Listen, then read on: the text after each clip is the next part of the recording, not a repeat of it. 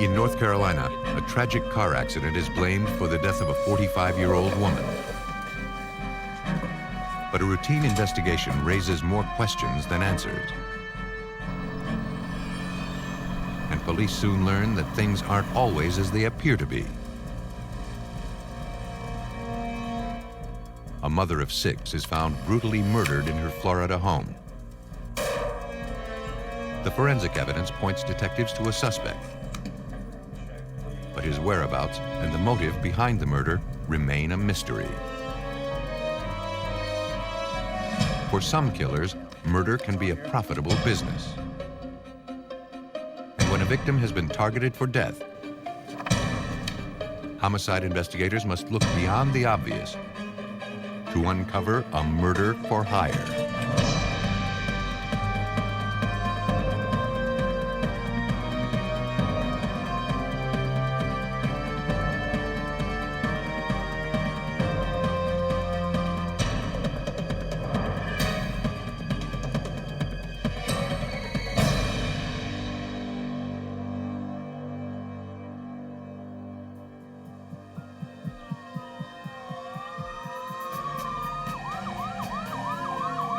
On the morning of August 23, 1995, a motorist summoned rescue workers and emergency personnel to a remote area off North Carolina's Blue Ridge Parkway.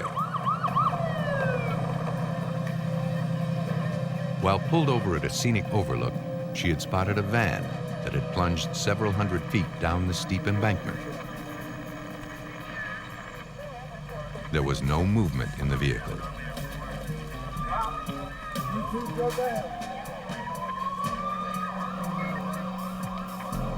Transylvania County rescue workers made their way down the cliff, hopeful they would find survivors.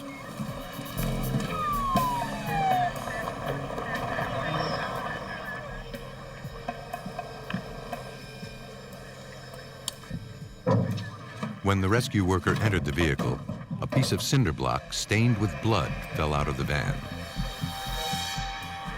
A woman laid slumped across the front seat. She had suffered massive head injuries. There was no pulse. The body was removed from the vehicle and sent to the morgue for examination.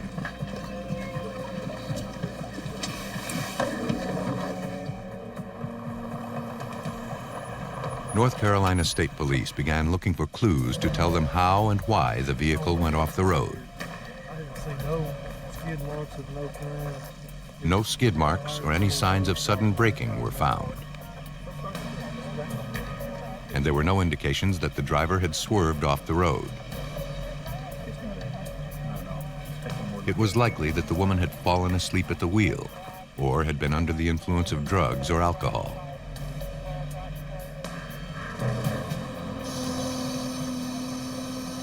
The van was brought up the embankment for a more detailed evaluation.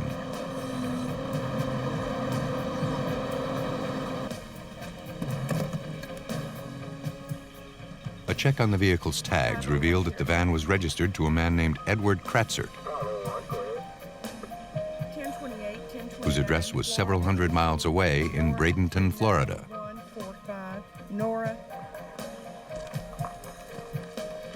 After finding no obvious mechanical problems with the van, technicians processed the vehicle.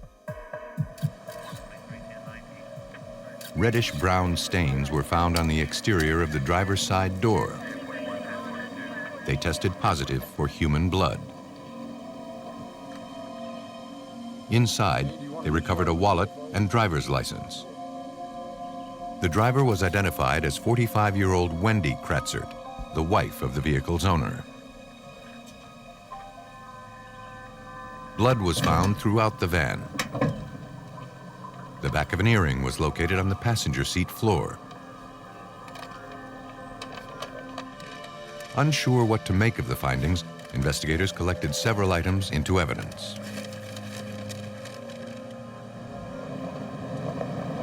Transylvania County authorities began trying to track down the victim's family to inform them of Wendy's tragic death.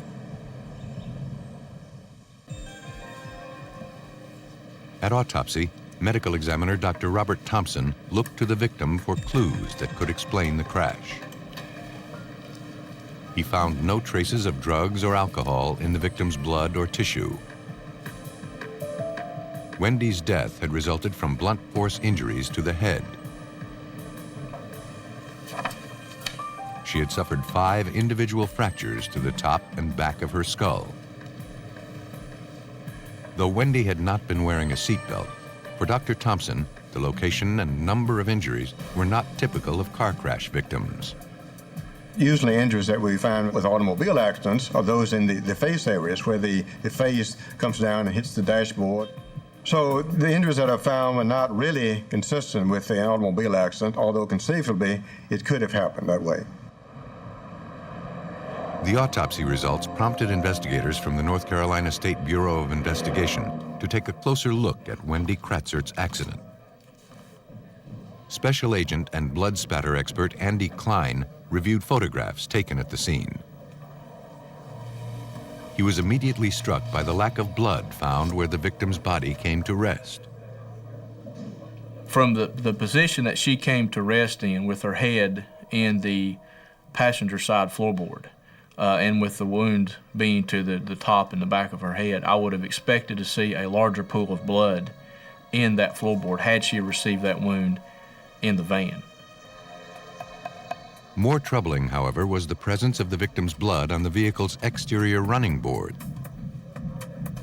There was several blood spatters that I noted on the running board portion of the vehicle that would have been protected had the door been shut. So at some point the door was open and she bled on it. All of the evidence suggested that Wendy Kratzert had been bleeding before she ever got into the van. The routine death investigation had raised more questions than answers. Police learned that Wendy and her husband owned a vacation home a few miles away from the scene of the accident. Later that night, authorities went to the address. No one appeared to be home. Then, they discovered a large pool of blood. Tests later confirmed it had come from Wendy Kratzert. An earring back, identical to the one found inside the van, was located a few inches away. Technicians concluded that no one could have survived such blood loss without immediate medical attention. Nearby, investigators found the outline of an object. Its shape was similar to the blood-stained cinder block found inside the van. For police, there could be no doubt that Wendy Kratzert had been brutally murdered. Her death had been staged to appear as an accident. After obtaining a warrant, the team made their way into the residence, unsure of what or who they might find.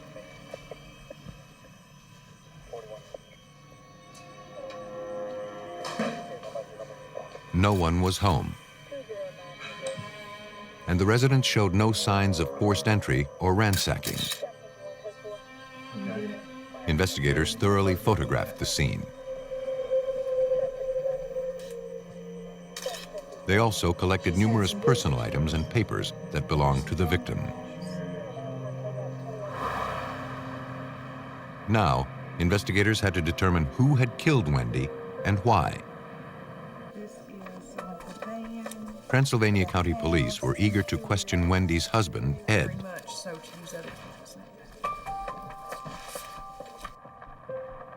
He was tracked down to his home in Bradenton, Florida. Police there were contacted and asked to speak to the victim's husband. Ed Kratzert couldn't believe his wife had been murdered. He stated that since the couple's children graduated from high school, Wendy had been spending a lot of time at their vacation home in North Carolina. Ed explained that he had recently suffered a heart attack and was at home at the time of the murder. Wendy had helped nurse him back to health. And soon after, she decided to return to North Carolina by herself. Wendy enjoyed her independence. She had even taken a part-time job as a waitress in North Carolina. Like I said, I don't want to push anything too early right now. Ed couldn't think of anyone who might want to harm her. Florida police confirmed Ed's alibi, and soon after, he was cleared as a suspect. Police and forensic examiners had exposed a tragic car accident as an elaborate attempt to conceal a brutal crime. But with few leads and no obvious suspects, it appeared that Wendy Kratzert's killer might get away with murder. In Transylvania County, North Carolina, a routine traffic death investigation had exposed a brutal homicide. 45-year-old Wendy Kratzert had been savagely beaten to death. Her body placed in a van, which was then pushed over a steep cliff. Frustrated by the lack of suspects or an obvious motive, police in Wendy's hometown of Bradenton, Florida, questioned the victim's friends and neighbors. One close friend told police she could think of only one person who might want to harm Wendy, and that was her husband, Ed Kratzert. Wendy had described him as ruthlessly controlling. He watched over her every move and was extremely critical of her behavior. Wendy said he could also be physically abusive. Things had become even more strained after Ed's heart attack. The medical bills had left the couple in severe financial trouble. Just before her death, Wendy had talked about leaving her husband.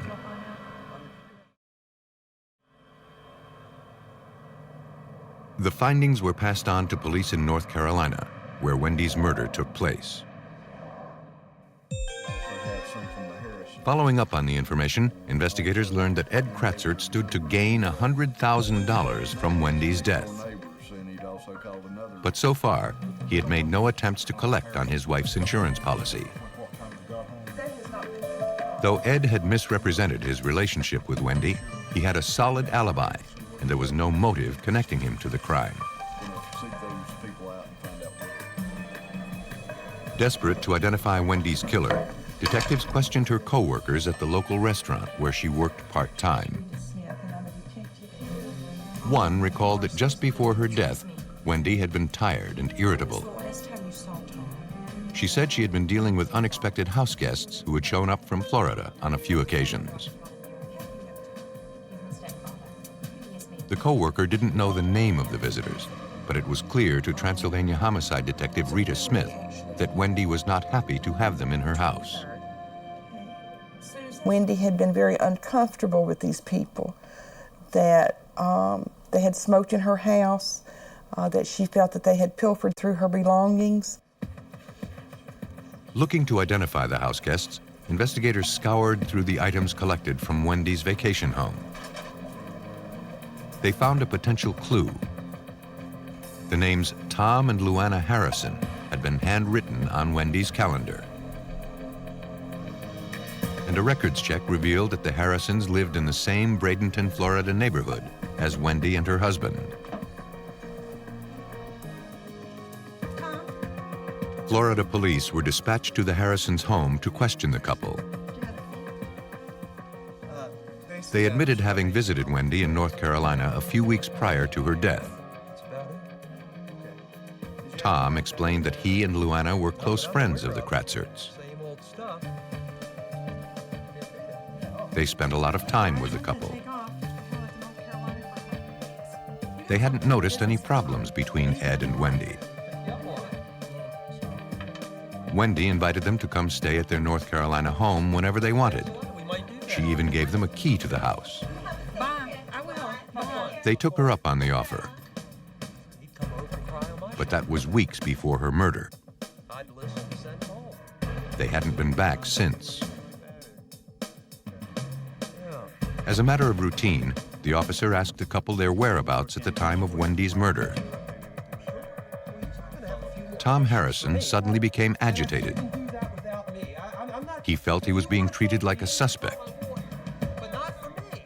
He ended the interview and asked the officer to leave. Tom Harrison's odd behavior led police to believe he was hiding something. This timeline here. To find out what, they subpoenaed his credit card statements for the weeks surrounding the murder.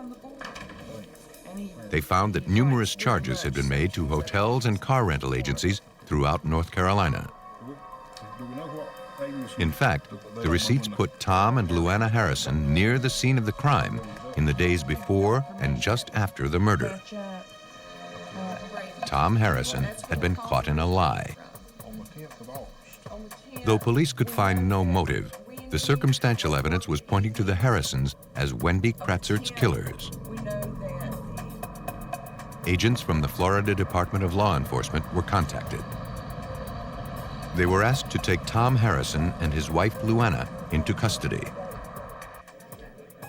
As FDLE Special Agent Vince Delacchio prepared to put his team together, he received some startling news. Tom Harrison was dead.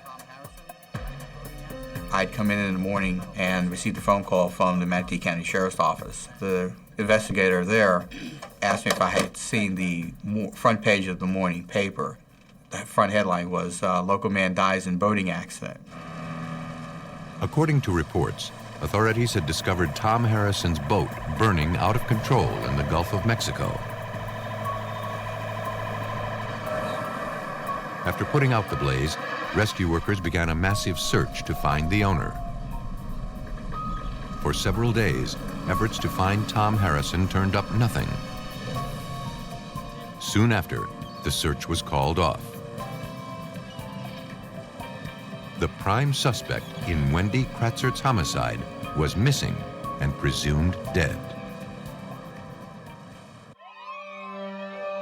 Authorities in North Carolina believed they had finally identified the killer of 45-year-old Wendy Kratzert, whose brutal murder had been staged to look like a car accident. But as they prepared to make the arrest, they learned that their prime suspect was missing and presumed dead after his boat was found burning in the Gulf of Mexico. But authorities were convinced that Tom Harrison had staged his own death in an attempt to throw investigators off his trail. Lieutenant Marty Redmond of the Florida Fish and Wildlife Commission was asked to find out. When I got to the scene and looked at the boat, I saw a vessel approximately 25 feet long that used to be a cabin-type boat. The boat had burned completely to the waterline, excepting certain portions of the starboard bow and the starboard quarter. Fire marshals were able to quickly rule out electrical problems as the source of the blaze. After carefully analyzing the burnt remains, investigators found that some places on the boat had burned at a much higher temperature than others. And wood marred with deep, scaly scars, referred to as alligator patterns, was found next to wood that was nearly untouched by the fire. There was only one explanation for the uneven burn patterns. The fire marshal's office determined that the fire was started with an accelerant, and where in the boat that it was started by indicators from burn patterns, different melting points of certain materials, and other items that they are skilled in looking for in charred ashes or charred remains of fires. The fire had been intentionally set. And having found no traces of human remains among the debris, investigators were certain that Tom Harrison had set it.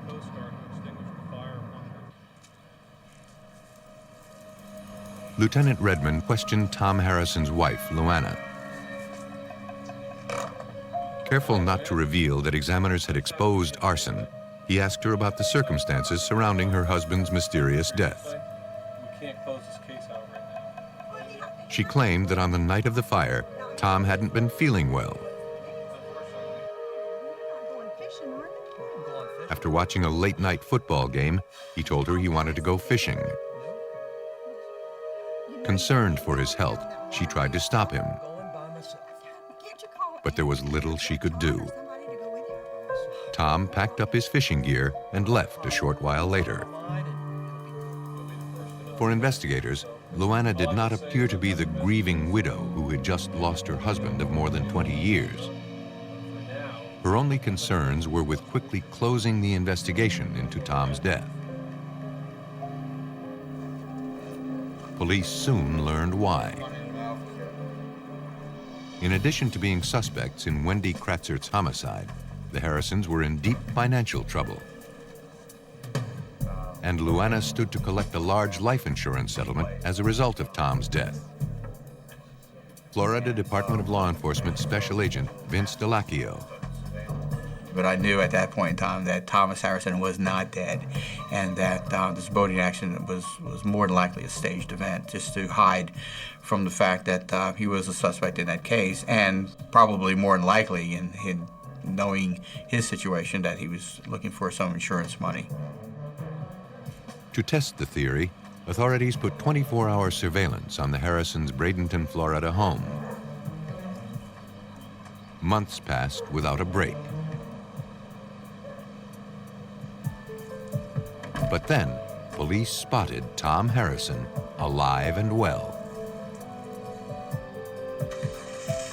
And it appeared that he and Luana were preparing to leave town.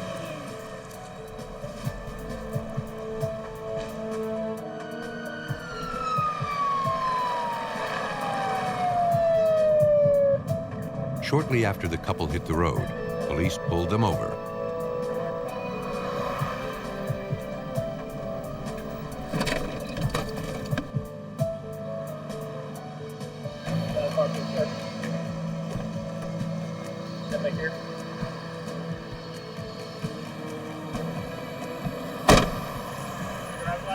Tom Harrison gave the officer a fake name and driver's license.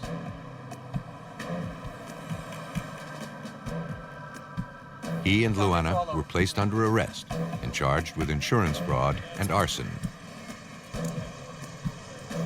But Tom Harrison was uncooperative, and with no hard evidence tying him to the homicide, investigators were still a long way from proving that he had murdered Wendy Kratzert. For police, the Harrisons' close ties with the victim's husband could no longer be ignored. Investigators began to theorize that Ed Kratzert, unhappy in his marriage to Wendy, had hired the Harrisons to kill her. The time was right to recontact Ed Kratzert, the husband of the victim, and attempt to conduct another interview. With the fact that Harrison had been arrested, we felt as though that would open up the dialogue with Mr. Kratzert. Kratzert was brought in for questioning and informed of Harrison's arrest. Investigators confronted him with their murder-for-hire theory and insinuated they had evidence to back it up. It was a bluff, but it worked. Well, he said to me... Ed Kratzert decided to talk. I didn't know what he meant by He confessed to taking part in the plot to murder his wife. He can not only make it... He insisted it wasn't his idea. $100,000. Kratzert said that he was complaining to the Harrisons about his marriage.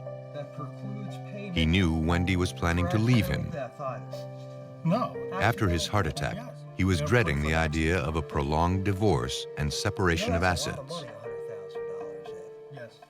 Tom Harrison told him he could make his problem go away for a fee. We can make this problem go away. Ed agreed. The death was supposed to look like an accident. Done deal. Done deal. And he said When it was exposed as a murder, Ed refused to collect on his wife's life insurance policy. Make it look like an accident. I didn't care about the money. The Harrisons were never paid for the job. As a result, Ed feared that Tom Harrison was plotting to kill him. Saying that my wife was in a car accident. Ed Kratzert was placed under arrest and charged with conspiracy to commit murder.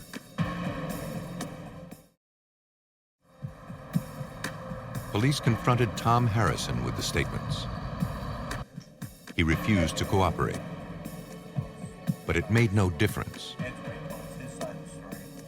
The credit card receipts that put him near the crime scene at the time of the murder, coupled with Ed Kratzert's confession, was all police needed to charge him with the homicide. Police believe that after showing up unexpectedly at Wendy's North Carolina vacation home, Tom Harrison bludgeoned the unsuspecting woman to death. After the kill, the couple loaded Wendy's body into her van and drove to a remote spot along the Blue Ridge Parkway, where they then attempted to stage her death as a car accident. Ed Kratzert was found guilty of the first-degree murder of his wife and received a sentence of no less than 11 years. Tom Harrison was sentenced to 20 years. In exchange for her testimony, Luana Harrison received 3 years probation. The Harrisons had tried to get away with murder by staging an elaborate accident. But in 1995, in the suburbs of Sarasota, Florida, one killer made no attempt to cover up his actions. On the afternoon of November 7th, 13-year-old Stevie Bellish returned home from school. No one appeared to be home. But then she stumbled upon a horrifying scene. Her mother, 35-year-old Sheila Bellish, lay dead on the kitchen floor. Panicked, the young girl called 911. Deputies and forensic technicians from the Sarasota County Sheriff's Office were immediately dispatched to the home.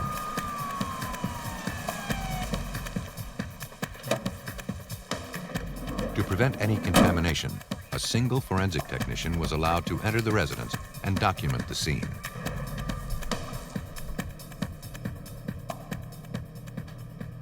Sheila Bellish had been brutally murdered. She had suffered a single gunshot wound to the cheek. There were also indications that she had been viciously beaten. Her throat was so deeply cut, she was almost decapitated. As technicians began processing the crime scene, the victim's husband, Jamie Bellish, arrived home. Detectives broke the news.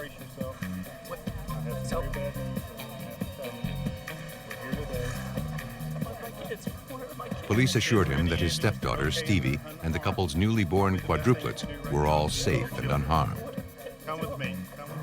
The frantic husband was escorted away from the house and taken to the police station to answer questions. Technicians looked to the blood evidence to help them piece together the events that transpired inside the house. Based on the size and location of blood spatter patterns, they determined that Sheila Bellish was initially shot near a door that led to the laundry room. Streaks of blood suggested she then attempted to crawl away from her attacker. But she was only able to get a few feet away before her killer caught up with her and slashed her throat. There was nothing to suggest that robbery was the motive.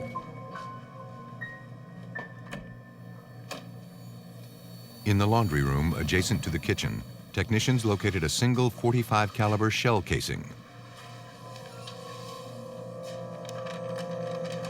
A few feet away lay a white towel.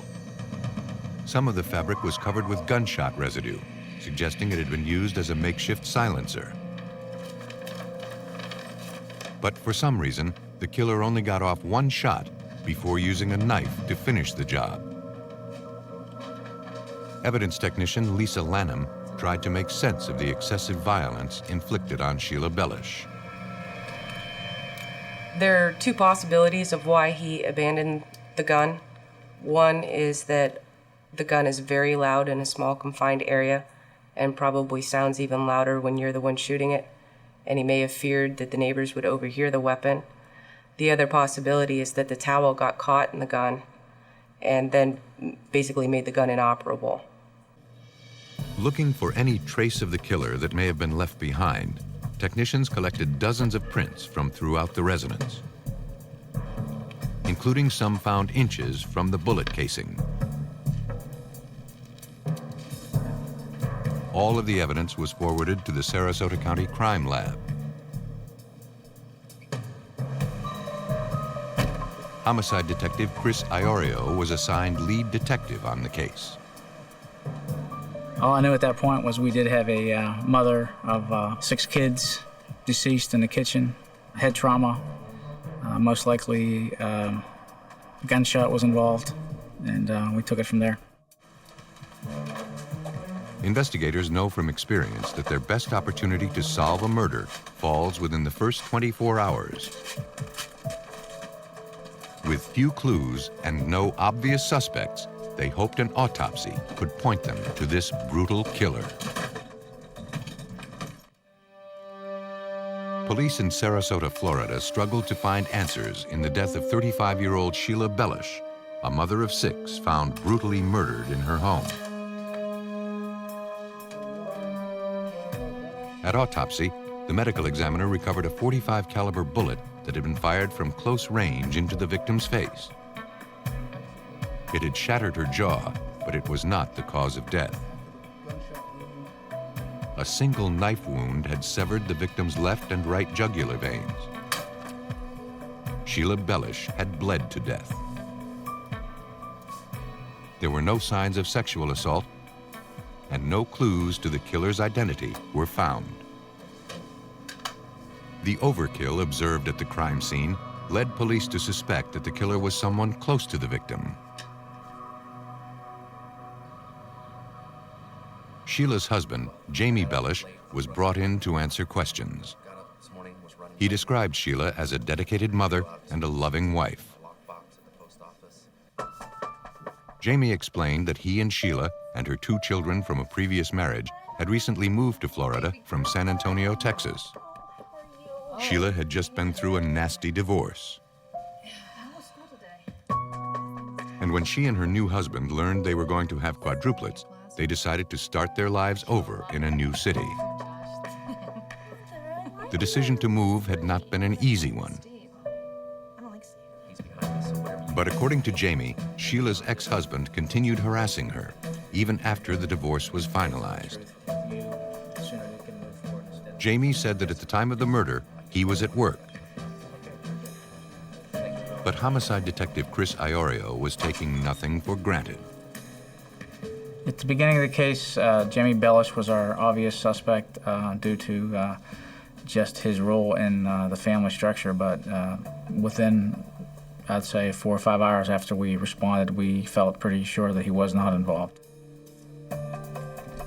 Detective Iorio contacted authorities in San Antonio, Texas, and asked them to speak with Sheila's ex-husband about the murder. Okay, how about... What should I keep all my records? Would you like to see them? Alan Blackthorne, a wealthy businessman, admitted that his divorce from Sheila had been bitter. But he insisted he never would have harmed the mother of his children. At the time of the murder, he was on a golfing trip in Arizona, and he had the receipts and documents to prove it. And did anybody travel with you on this flight? With no suspects and no obvious motive for the killing, Sarasota police turned to the physical evidence for clues. Examiners found a fingerprint that did not match any of the Bellish family members, and it had been found just inches away from the spent bullet casing. The evidence put investigators one step closer to identifying Sheila's killer. Now they needed to find out who had left that print. Detectives returned to the Bellish neighborhood to question residents about the day of the murder. One recalled seeing a Hispanic man dressed in military camouflage getting out of a white car and walking through the neighborhood. The neighbor didn't get a good look at the man's face, but was able to recall a few numbers from the license plate. When we heard about an Hispanic male walking through the neighborhood in camouflage, we knew that most likely he didn't belong to that neighborhood. It was mostly a retirement community, and Nobody wears camouflage in this heat, and evidently it was a long-sleeve shirt, long pants, and that just stood out. A description of the man and details of the homicide were released through area newspapers. A short while later, police got a tip. A clerk who worked at a convenience store a few miles from the crime scene told police that he also saw the Hispanic man dressed in camouflage around the time of Sheila's murder. I showed him some directions on a map. The man had come in looking for directions. In fact, he was trying to locate the neighborhood where the young mother was found murdered. Make your first left, and the next right. The clerk handed the man his laminated map of the area. He added that the stranger got into a white car and drove off. Officers collected the laminated map, hopeful the suspect had left his prints behind.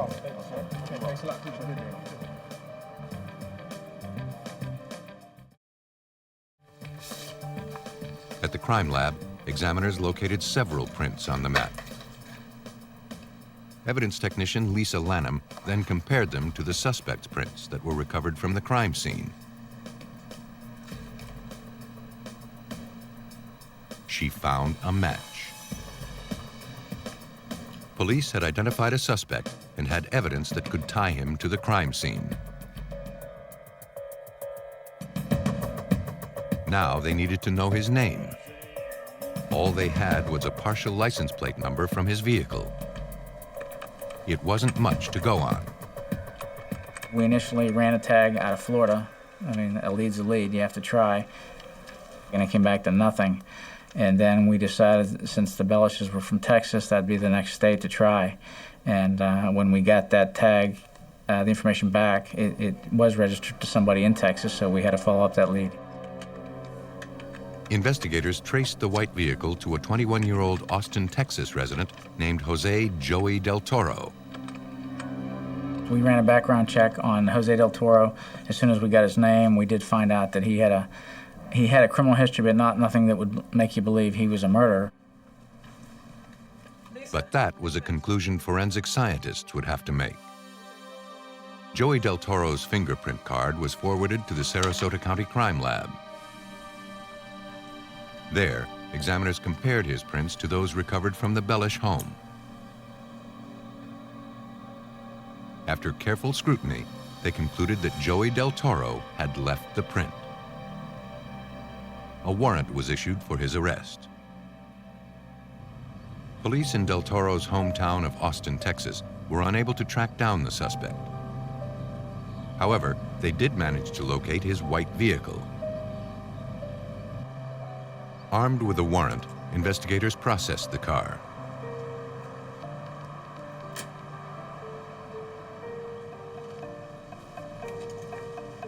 Inside a bag, they collected a Colt .45 caliber semi-automatic handgun. It was the same type of weapon used to shoot Sheila Bellish.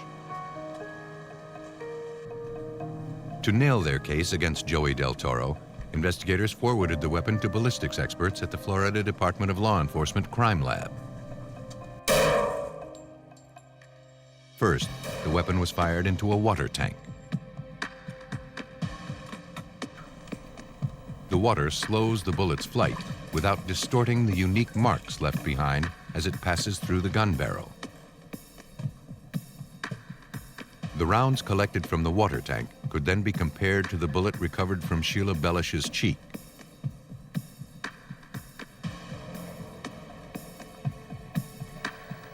Under a comparison microscope, examiners found that the striation marks that are unique to each gun were identical on both bullets.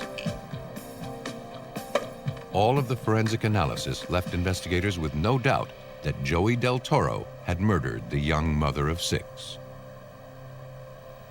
But having found no obvious connection between the killer and the victim, the motive behind the savage slaying was as mysterious as the killer's whereabouts.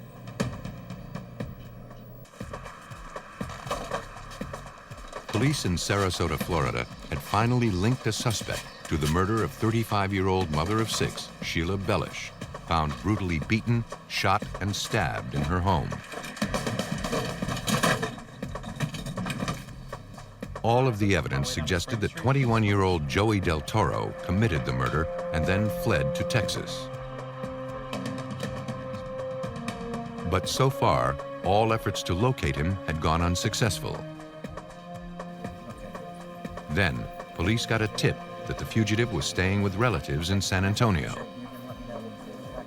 For help, Florida police contacted the Texas Rangers stationed there. But authorities there had no luck finding the suspect. Hey, how's it going today? However, they managed to track down his cousin, a man named Sammy Gonzalez. He agreed to come in and answer questions. Texas Rangers Lieutenant Gary De Los Santos conducted the interview. Sammy Gonzalez claimed he had no idea where his cousin Joey Del Toro might be. But he believed he had information about the murder. He said that a few months back, an acquaintance of his, a golf hustler named Danny Rocha, had tried to hire him to beat somebody up. Sammy was interested in the job, but when he saw the intended victim, he declined. But he knew someone else who might be interested in the job. Sammy admitted to us that he was approached by Danny Rocha and was asked to beat up a girl. Once Sammy realized it was a woman, he refused to do it, but he brought up to Joey, his cousin Joey Del Toro, that maybe he would be willing to do it. Sammy claimed that he didn't know if his cousin had taken the job, and he didn't ask why the woman had been targeted. Unsure what to make of the information, investigators began digging into the golf hustler's background. They were surprised by what they found. Danny Rocha was a close associate of Sheila Bellish's wealthy ex-husband. Suddenly, investigators had to consider that they had exposed a murder-for-hire scheme. Police knew that Sheila's divorce had been bitter. But had it led to murder? One friend who knew the couple well thought so. Sheila had described her ex-husband, Alan Blackthorne, as obsessive and controlling. During their divorce, he had demanded that Sheila sign over custody of their children. When she refused, Blackthorne had her falsely arrested for child abuse. The charges were ultimately dismissed, and Sheila was awarded custody of the children. Alan Blackthorne allegedly said that he would get even. According to the friend, Sheila took the threat seriously. When Sheila and her new family moved to Florida, they kept an unlisted phone number and took pains to keep their new address a secret. Now, investigators looked for proof that the victim's ex-husband had orchestrated her murder. Danny Rocha, the person police believe had hired the hitman, was brought in for questioning. Under advice of his attorney, he refused to answer any questions. Before letting him go, however, Lieutenant De Los Santos asked Rocha to pose for a photograph with him. He agreed.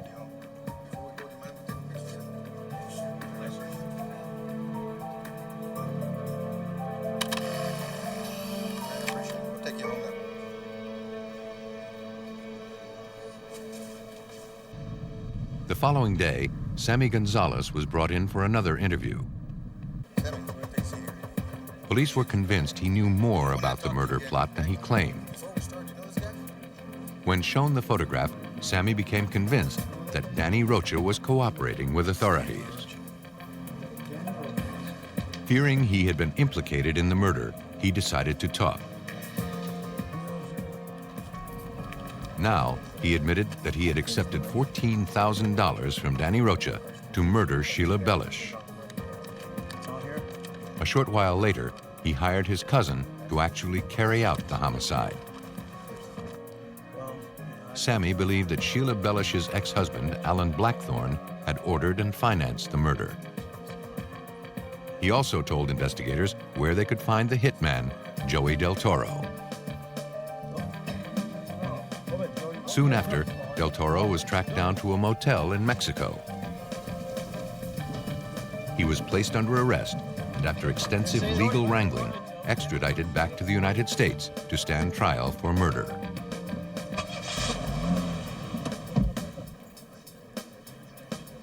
Authorities had now exposed 3 conspirators in the murder of Sheila Bellish.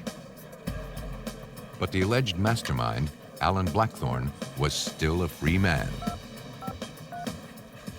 Looking to find evidence linking him to the murder, investigators subpoenaed his phone records for the months prior to the homicide.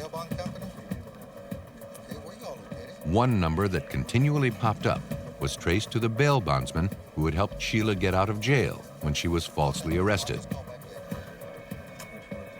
The bondsman said he recorded all of his phone conversations.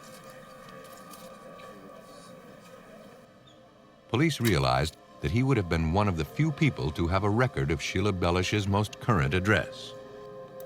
Once we got those recordings, that's when you hear Alan Blackthorne, and there's a person calling in pretending to be somebody else and trying to ascertain Sheila's address. Investigators confirmed that just before the murder, Alan successfully located Sheila's Florida address. The evidence, along with the testimony of the other conspirators, was enough to arrest the wealthy businessman. On January 4th, 2000, Alan Blackthorne was taken into custody and charged with conspiracy to commit murder. At trial, police learned that soon after his divorce from Sheila, Alan Blackthorne began plotting to kill her. While on a golfing trip, Blackthorne told his associate, Danny Rocha, that his ex-wife was an abusive mother and he wanted it stopped, even if it meant killing her. Danny Rocha agreed to set it up. After acquiring Sheila's address in Florida, the hitman drove from Texas to the Bellish home.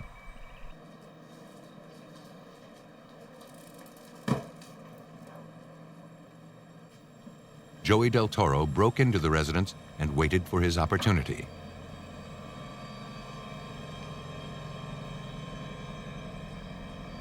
He caught the unsuspecting mother completely off guard.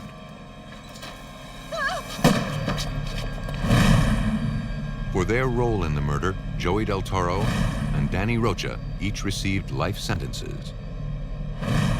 Sammy Gonzalez was sentenced to 19 years. Alan Blackthorne was found guilty of orchestrating his wife's death and sentenced to life in prison. For some, money is motive enough to commit murder. When there are no obvious connections between killer and victim, detectives turn to forensic examiners to expose the mastermind behind a murder for hire.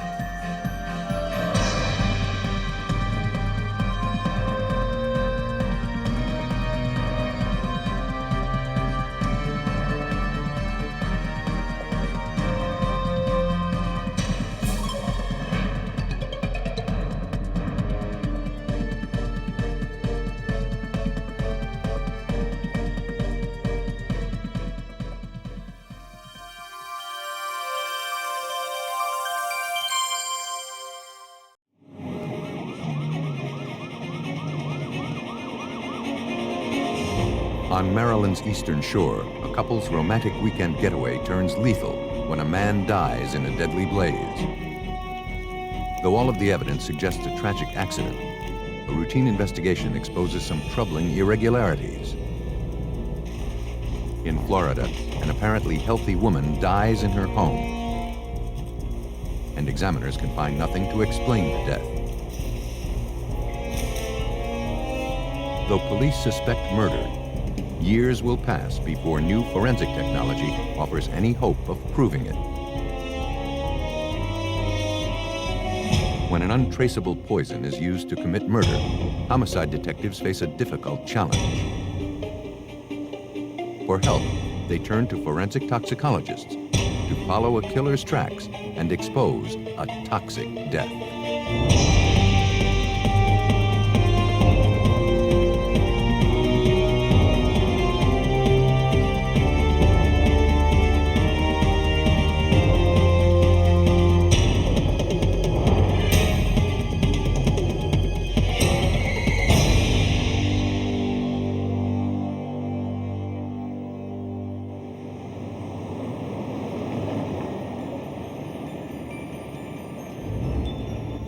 St. Michael's is an historic fishing village turned resort on Maryland's eastern shore. Quaint tree-lined streets and old homes and boutiques have made it a popular weekend getaway. Talbot County 911. In the early morning hours of February 15th, 1998, an emergency dispatcher received a frantic call from a clerk at a local resort. Is there anybody in the room? One of the rooms was on fire, and he believed a guest was trapped inside. East and I-36, respond to St. Michael's Resort. Fire. At least one subject in the room. Within minutes, rescue workers from the Talbot County Fire Department and officers from the Maryland State Police arrived at the location. The blaze, confined to a single room, was quickly brought under control. Though the hotel clerks had managed to pull the guest from the room, the victim, 35-year-old Stephen Rico, was pronounced dead at the scene. His face had been burned beyond recognition. Police learned that shortly before 1:30 a.m., the victim's wife rushed into the hotel lobby to report that her room was on fire. The clerks called 911 and then rushed to the room. They found the victim lying in bed and quickly pulled him out. But it was too late.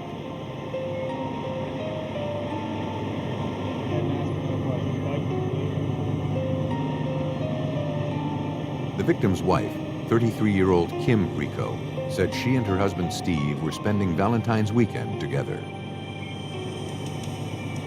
A little bit and give me a little bit here. Earlier that evening, she and Steve had dinner with friends at the hotel's dinner theater. Make sure your wife is okay. And, not a little Kim said Steve had been drinking heavily and had taken antidepressants and cold medication. Oh, well, why don't we have a toast to you, honey? Kim said that Steve became sloppy drunk. Cheers, come on. It's so bad. She and her husband returned to their room a few hours later. Steve continued to drink. Then he began pressuring her for sex. You're drunk, and I'm not interested. No, I'm just not interested. When Kim refused, he became angry. Hey, no, I'm not drunk. To avoid a fight, she grabbed her things and left to go for a drive. When she returned a few hours later, she made her way into the room and was immediately overcome by smoke.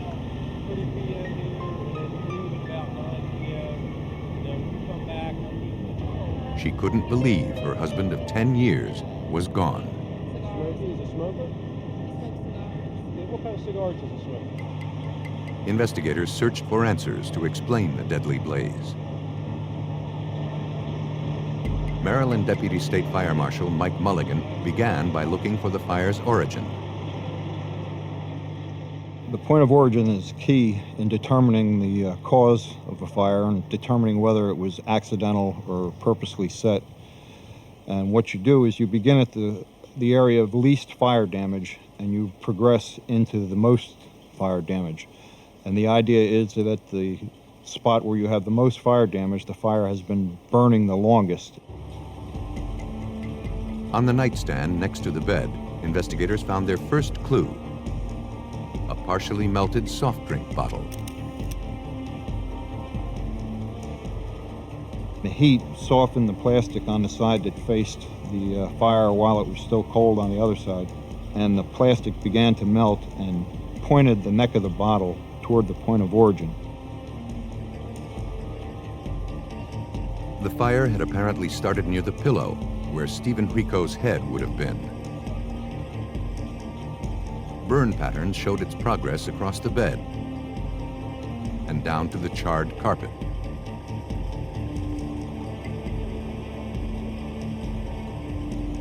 Then, investigators uncovered a possible cause of the fire. On the bedside table, they found an open package of cigars. One was missing.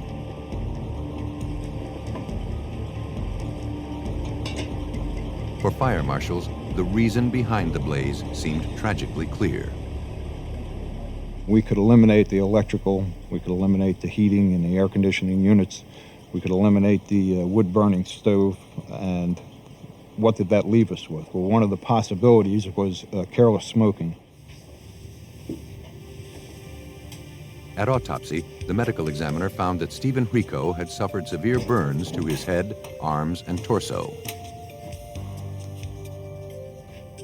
But surprisingly, no traces of soot or carbon monoxide were found in the victim's lungs. That suggested he had stopped breathing before the room had filled with smoke. Having found no cause of death, blood and tissue samples were collected for further analysis.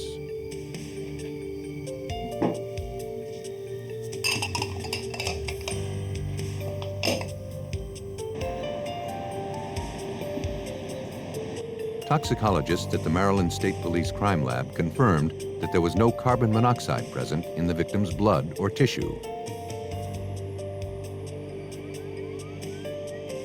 And blood alcohol test results were 0.00%. Examiners found no evidence suggesting that Steve had been drinking or taking pills, as his wife claimed. The results were passed on to the Maryland State Police. Homicide Detective Joe Gamble struggled to reconcile all the facts of the case.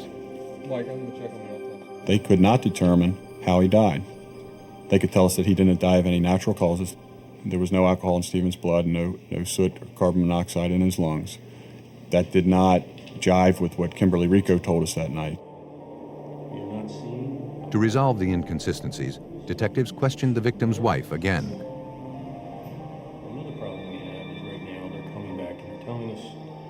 Kim Rico was surprised by the lab findings. In addition to drinking heavily at dinner, Steve had purchased beer and cigars earlier that day. She admitted her marriage had been rocky, but claimed she and Steve had managed to work out their problems. Everything had been going so well. Does he know about it? As the questioning continued, Kim grew nervous. Then she asked for an attorney and ended the interview.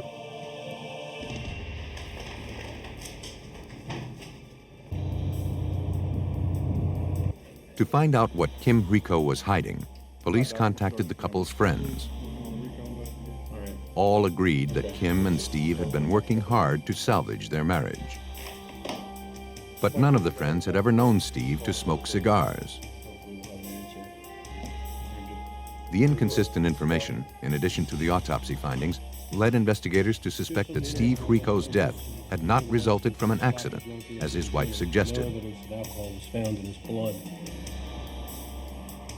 To prove it, they would first need to determine exactly how the fire started. They turned to arson investigators at the Maryland State Fire Marshal's office.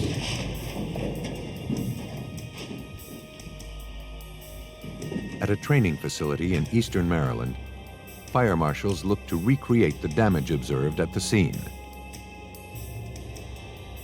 They lit the same brand of cigar found inside the room and placed it on a pillow they'd obtained from the hotel. It smoldered, then went out. The ash from the lit cigar failed to ignite the flame-retardant pillow. We took the cigars and placed them on the pillows. Did this repeatedly for approximately an hour and a half. And what the test showed us was that careless smoking could not have been the cause of ignition caused by the pillow. Though investigators now suspected an accelerant had been used to start the blaze, lab tests failed to expose any traces of a flammable substance. Hot, quick, or hard to get going. However, the accelerant might have burned away during the fire.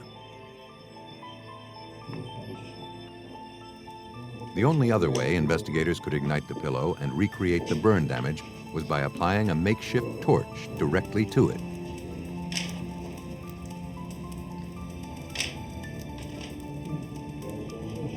The tests confirmed that the fire was incendiary in nature, that it was not an accidental fire. It was not a cause of careless smoking. The fire had been intentionally set. The findings were passed on to police. Soon after, Stephen Rico's death was officially classified as a homicide.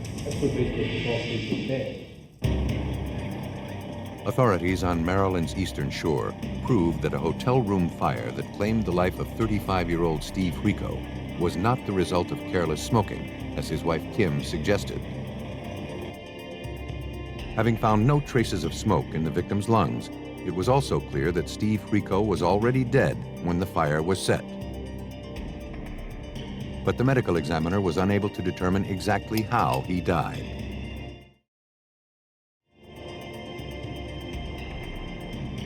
All of the findings led police to believe that Kim Rico had murdered her husband. Now they looked for physical evidence to prove it. Police tracked down her co-workers at a Washington, D.C. hospital, where she was employed as a surgical technician. Did she ever bring up her husband? No one believed Kim was capable of murder. Yeah, she did a couple of times, as a matter of fact. However, one doctor did recall an unusual conversation he had with her a month earlier. I've been meaning to talk to you about that. Kim had been complaining about her marriage and jokingly offered him $50,000 to kill her husband. What are you talking about? Not taking her seriously, he joked back, telling her she could put Stephen to sleep forever by injecting him with a drug called succinylcholine. Now, what would that do to somebody? Kim's co-worker described the drug as a powerful muscle relaxant used to prevent involuntary movement during surgery. 1900. As a surgical technician, Kim used it nearly every day. Homicide detective Joe Gamble. Kimberly Rico's profession was significant working as a surgical technician, and that she had access to certain drugs that other people in the hospital and that normal citizens don't have access to. One of those drugs, is we learned, was succinylcholine.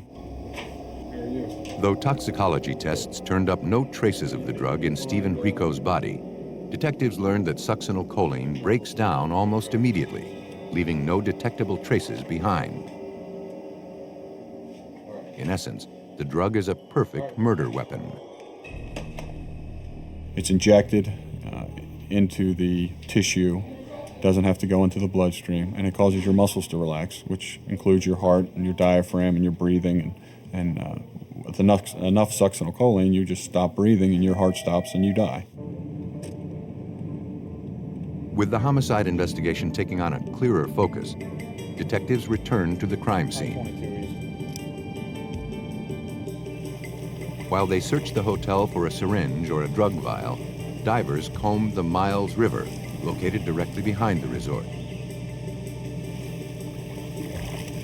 They spent hours combing the bottom of the river and the surrounding area.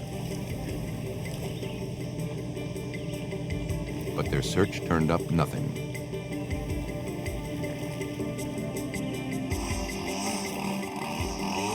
A few days later, however, a hotel employee found something lying in the grass. It was a discarded syringe.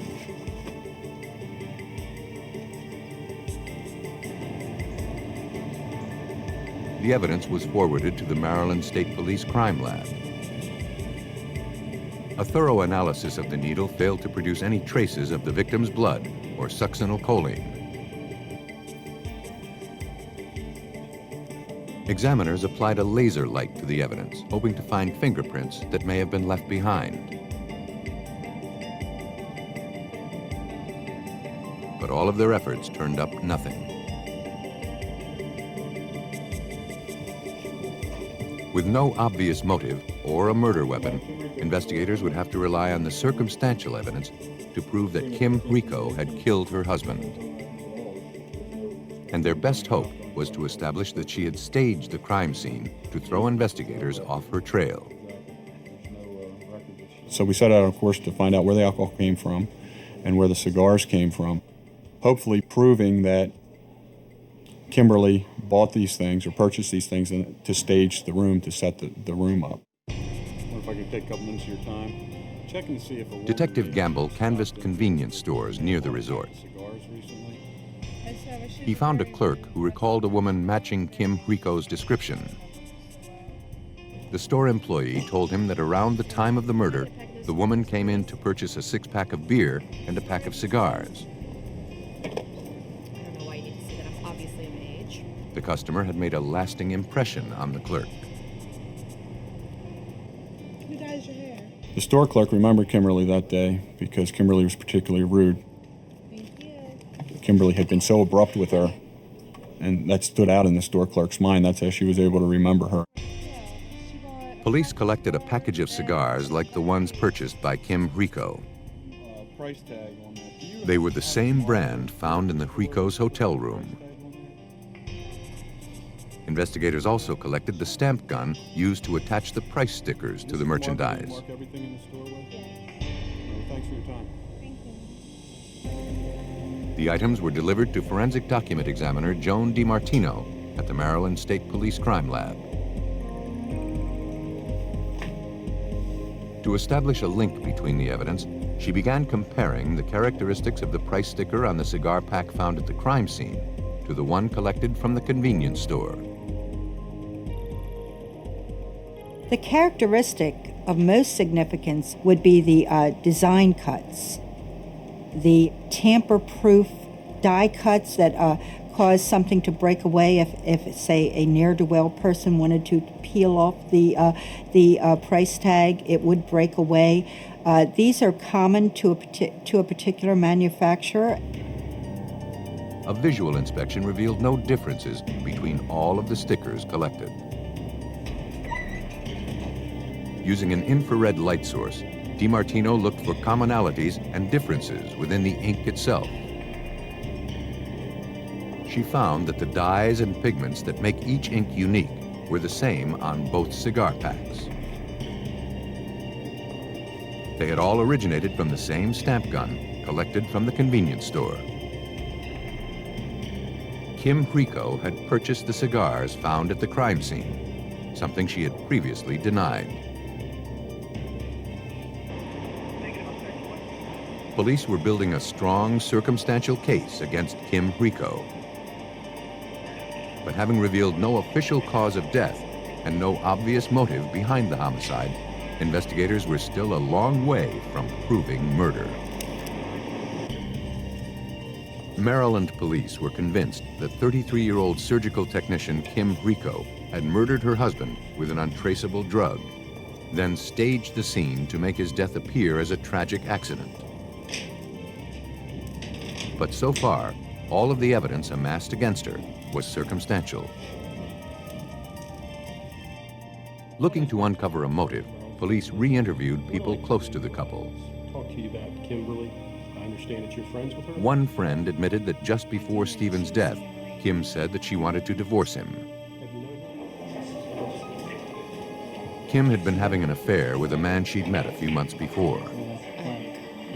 They'd been spending a lot of time together. And Kim was no longer interested in salvaging her marriage to Steve. But Kim was dreading a prolonged and costly divorce.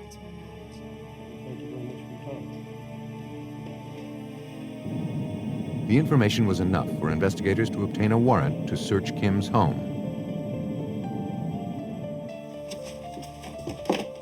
There, in a desk drawer, they found 2 life insurance policies taken out on Stephen Rico. Kim stood to gain $200,000 from her husband's death. It was the break homicide detectives had been looking for. We felt that Kimberly had motive.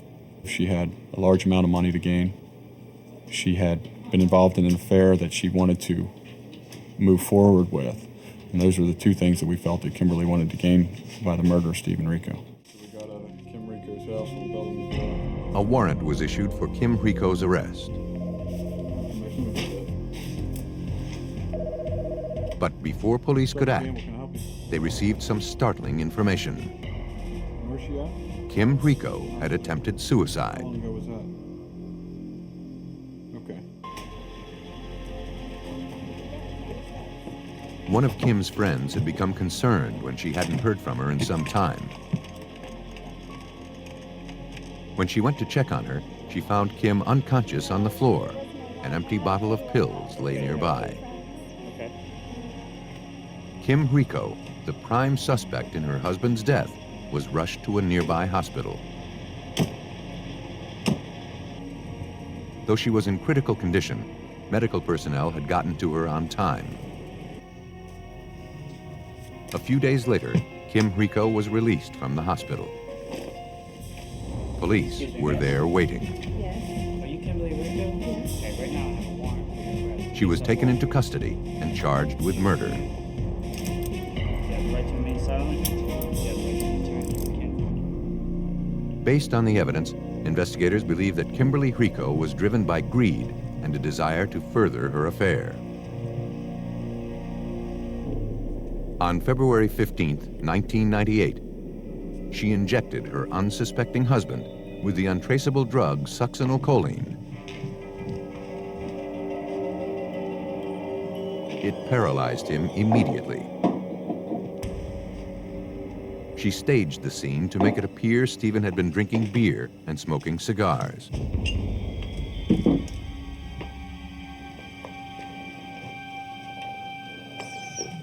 Then she set the room on fire. Kimberly Rico was convicted of arson and first-degree murder. She was sentenced to life in prison. In Maryland, the circumstantial evidence alone was enough to convict Kim Rico of killing her husband. But in Florida, investigators would need irrefutable scientific proof in order to win a murder conviction. Situated in Bay County, on Florida's coastal panhandle, lies the affluent and peaceful community of Panama Beach. Mom? There, around 9 a.m. on the morning of May 30th, 1991, 18-year-old Jennifer Cyers went into her parents' bedroom to wake up her mother, Kay. Mom? But Kay wasn't responding.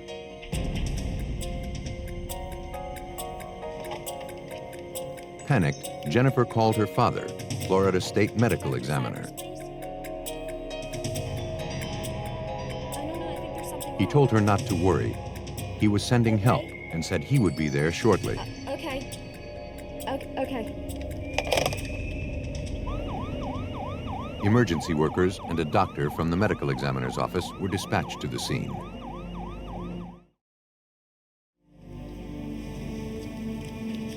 Kay was unresponsive and showed no signs of life.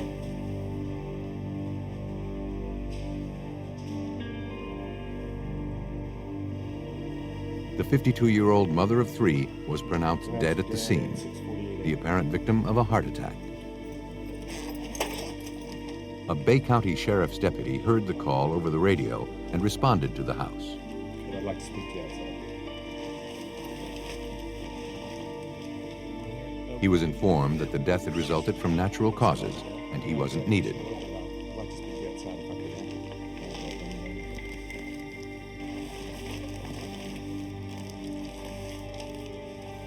could. A short while later, the victim's husband, medical examiner Dr. William Cyers, arrived at the house. He learned that his wife of more than 20 years was gone. Any idea what caused it? Jenny should be in the room, but I need to get to her. Dr. Cyers asked that her body be taken directly to the funeral home.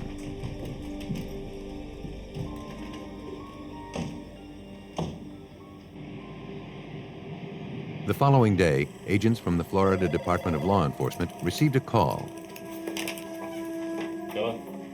An anonymous informant was troubled by several irregularities surrounding Kay's death and the actions of her husband.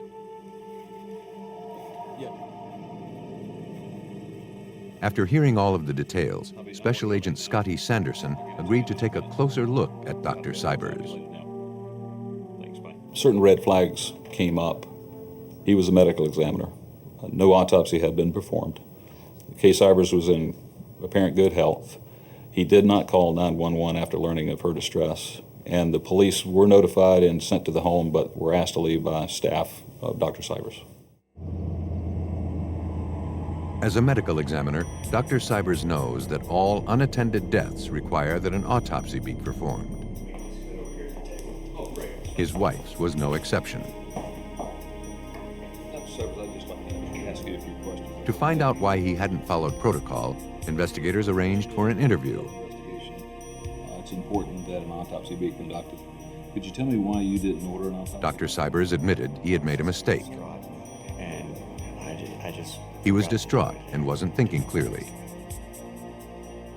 No better family. He loved Kay very much. And her death was completely unexpected.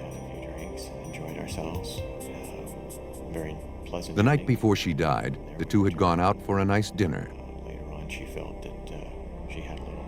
I've got a really bad chest pain. But around 4 a.m., she woke him up. I can hardly breathe. It hurts when I breathe.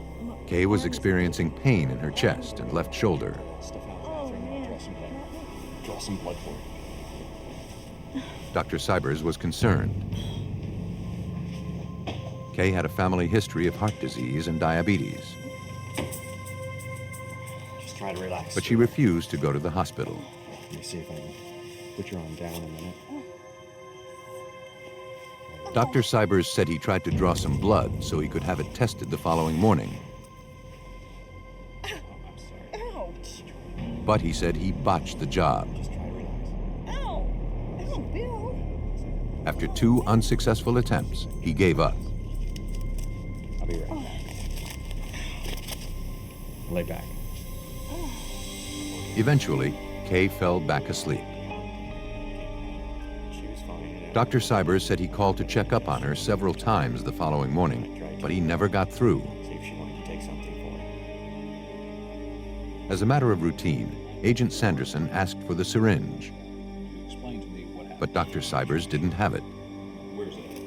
He said that on his way to work the following morning, he tossed the needle in the trash and then disposed of the garbage in a dumpster a few blocks away. Trash to the dumpster? Yes. Is that typically what your family does with the household garbage? Most of our garbage, yes. Dr. Cyers, is there... All of the information, including the manner in which the needle was disposed, troubled Agent Sanderson. He's a physician. He has a needle on a syringe exposed in a household garbage, throwing it in the garbage bin supposedly down the street. All of these different factors were alarming me and the other agents that were with me about what we were going to be working. Troubled by all of the irregularities, investigators began looking deeper into Kay Cyers' medical history.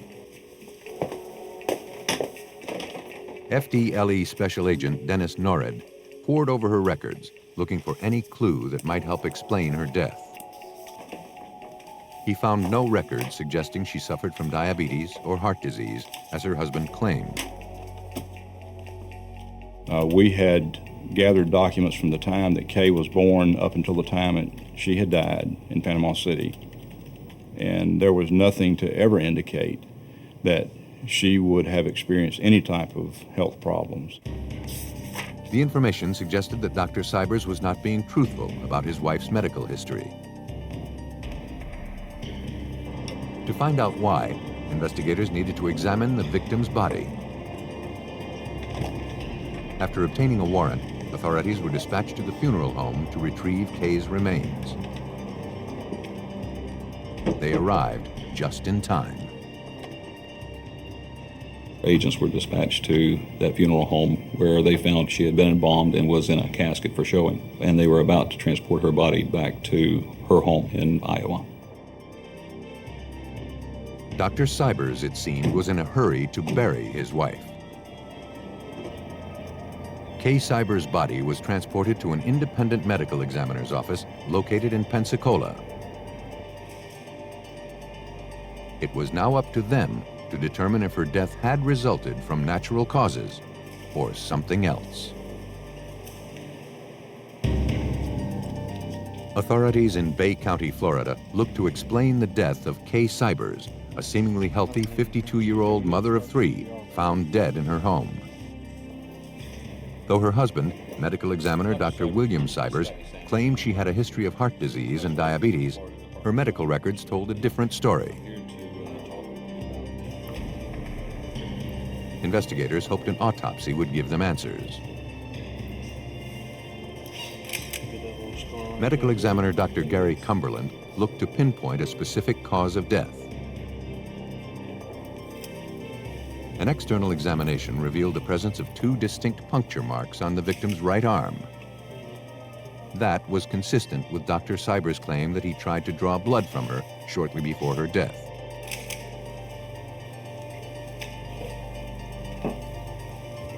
But the marks were also consistent with something being injected into the body.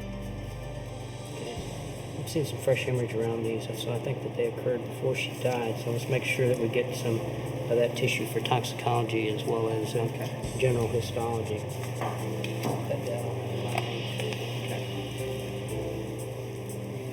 Dr. Cumberland focused his internal examination on the victim's heart. There was no evidence of disease or any signs of damage. In fact, all of the victim's organs seemed healthy.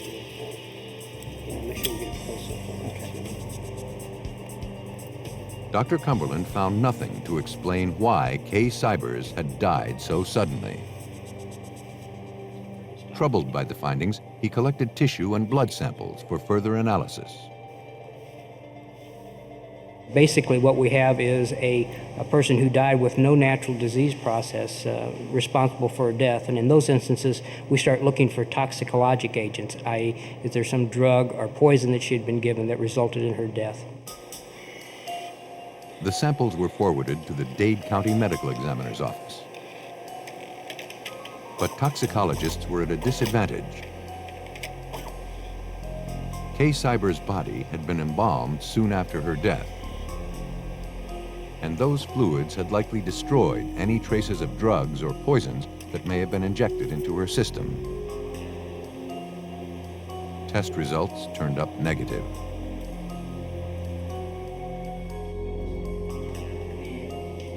The findings did little to ease investigators' suspicions that Kay Cyers had met with foul play. And we have agents that will be accompanying this material down to my... Despite the lack of hard evidence, they refused to close the case. Though the victim's husband explained the puncture marks on Kay's arms had resulted from an attempt to draw blood, investigators formulated a different theory. They speculated he had injected her with a lethal drug. But a search of dumpsters near the couple's house failed to produce a syringe or any evidence that could prove it.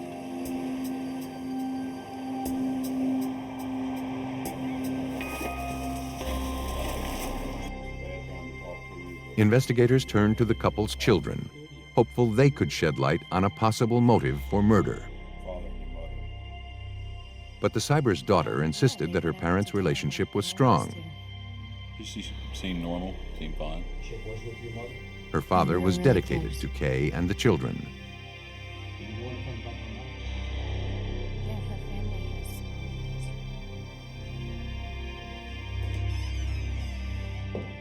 The daughter said she had last seen her mother the night before she died. Yeah. Wonderful. We went to that new restaurant with Mama's. When her parents returned home from dinner, They seemed happy, and both were in good moods. Okay, good night, Daddy.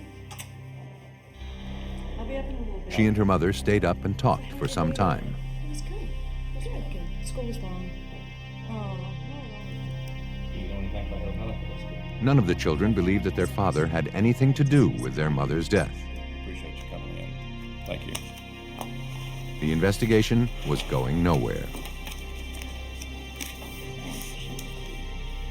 This is going to be... Jerry, beloved, we do thank you for coming today.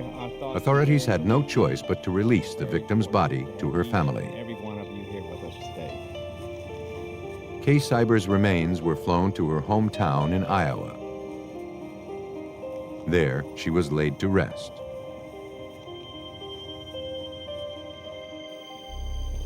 But agents refused to give up. They scoured through the case files, looking for anything they may have overlooked. In his statements to police, Dr. Cyers claimed he had tried to telephone his wife numerous times on the morning of her death to check on her. Investigators subpoenaed his cell phone records and found he was telling the truth. But FDLE agent Dennis Norrid noticed something else. Numbers that were called. Over about a 3-month time period, there were approximately 140 some odd calls made from Dr. Cyers to a particular phone number. 2 of those calls took place on the morning of Kay's death. The number was traced to a former lab technician who worked with Dr. Cyers. I believe you're acquainted with Ms. Cyers. The woman admitted that the 2 were close friends. At the hospital, I cared for him. He had called her the day of Kay's death, but she said he was grief-stricken and just wanted to be consoled. We weren't romantically involved. But investigators sensed she wasn't telling them everything. Yes, I do. Under persistent questioning, she admitted she and Dr. Cyers were romantically involved. So how's work today? Initially, she considered him a father figure. A little bit busy. Same here. But as they began spending more time together, her feelings for him deepened. And soon, they fell in love. How do you relate to him? No. She didn't believe he was capable of murder. Investigators disagreed. And is he your immediate... Dr. Cyers wasn't the dedicated husband and father he portrayed himself to be. They theorized he had murdered his wife in order to clear the way to pursue his affair.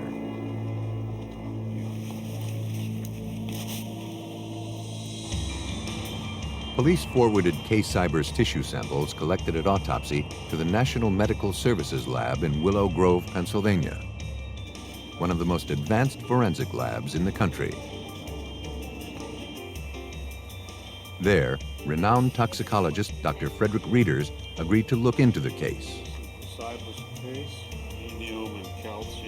And after reviewing Kay Cyers' autopsy report, he found a potential clue. An elevated level of potassium had been detected in her eye fluid.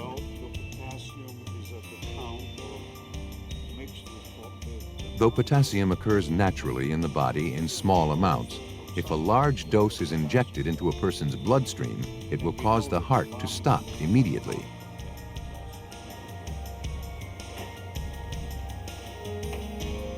In the normal human body, potassium and iron are found in equal amounts within red blood cells.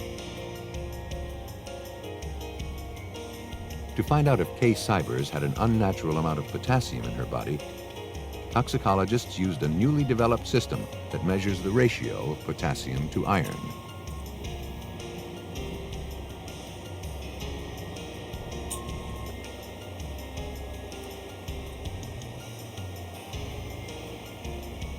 The procedure was successful. Dr. Reeders reviewed the findings. The ratio of potassium to iron in critical areas were much higher than normal, which led me to the conclusion that potassium had been administered to this person, and that was potentially a cause of death for it. The findings had provided powerful evidence that Kay Cyers had not died of natural causes. But to confirm the results, examiners needed additional samples from the victim's body.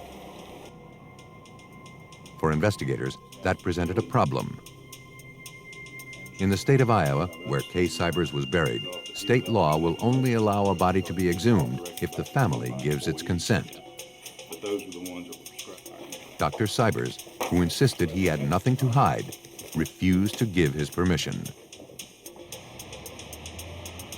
Desperate not to let their case slip away, authorities turned to Florida State's Attorney Harry Shorstein for help. He agreed to prosecute the case. Thank you. But almost immediately, he faced a crushing setback.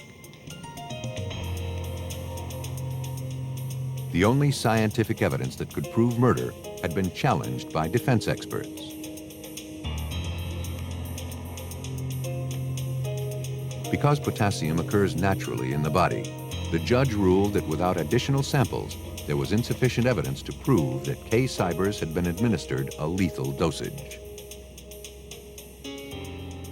Very simply stated, when you die, your red blood cells almost immediately break down. They're full of potassium, and as a result, the potassium within your body goes everywhere. And the general thought among the scientific community is that if you're injected with potassium, unless you could get to the body almost immediately, you couldn't distinguish between the potassium that had been injected in the body and the potassium that is within your body naturally. Despite the court's conclusions, everything authorities had learned convinced them Dr. Cyers had murdered his wife. But until they could find irrefutable evidence, they would be unable to prove it.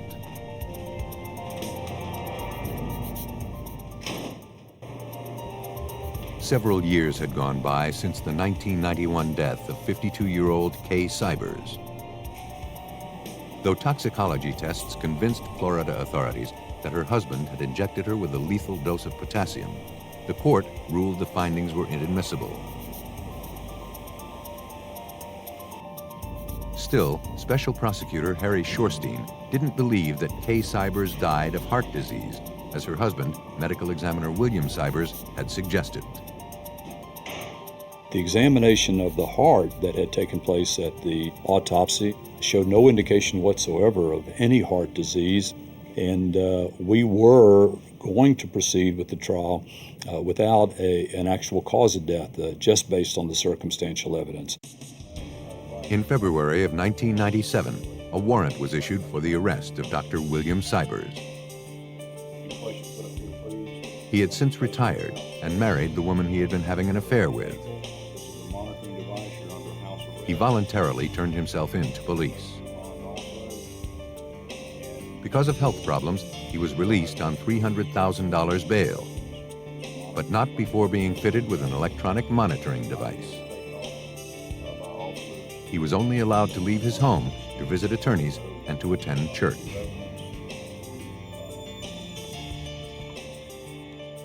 With the trial approaching, prosecutors struggled to prepare their case for a jury. Then, they received some unexpected news. In the years since Kay Cyers' death, toxicologists at the National Medical Services Lab in Willow Groves, Pennsylvania, had developed new forensic tests that could detect previously untraceable poisons. Though the samples collected at autopsy were several years old, according to Dr. Kevin Ballard, they had been well preserved. The tissues from Ms. Cyers were taken from her at the time of her original autopsy, but she had already been embalmed. Those tissues, those organs, were maintained frozen during all the years between the time of her death and the time of our analyses. First, Dr. Ballard wanted to test the samples for the presence of paralyzing drugs. These drugs are known to increase potassium levels in the body, which might explain why high levels of potassium were found in Kay's tissue samples years earlier. He subjected the samples to a process called QTOF, which stands for quadrupole time of flight, Essentially, the process acts as a molecular microscope. First, all of the molecules that are present in the sample are separated.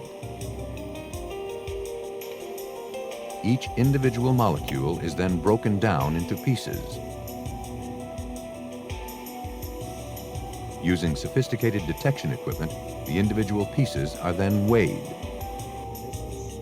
The molecular weight of the samples is then compared to the molecular weight of known paralyzing drugs.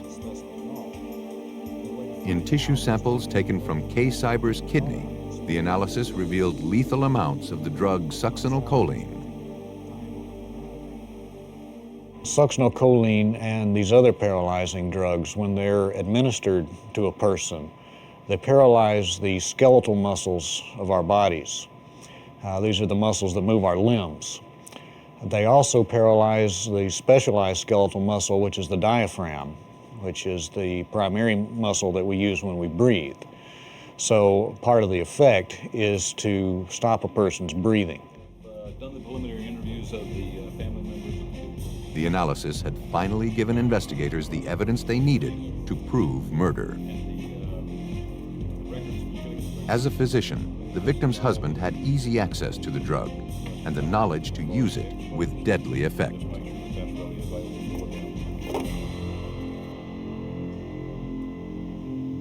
Driven by the desire to further his affair and to avoid a costly divorce, police believe that on May 30th, 1991, Dr. William Cyers injected his wife with a lethal amount of the paralyzing drug.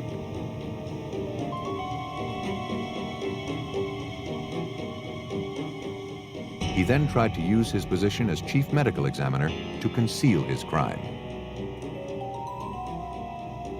State of Florida versus William In Cyers. January 2000, Dr. William Cyers was convicted of the murder of his wife, Kay. To say we all done at Pensacola, Escambia County, Florida. He was sentenced to life in prison. Date 3/23/2001. Some killers believe that by using an untraceable drug, their crimes will go unpunished. But with each advance in forensic science, there are fewer poisons that can escape detection. And that means a better chance for investigators to solve those once elusive cases of toxic death.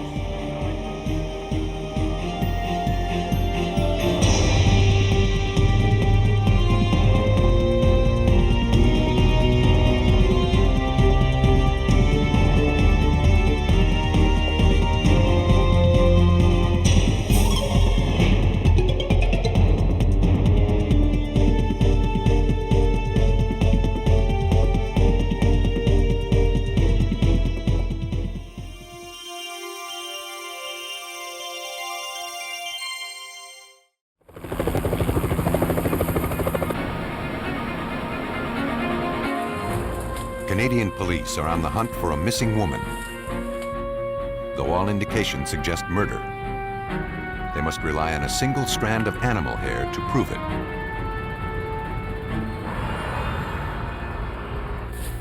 When an Ohio woman vanishes, suspicions swirl around her husband. What police lack is hard evidence. In Missouri, a man is found brutally murdered. Doesn't look like it. To catch his killer, police must piece together his final minutes.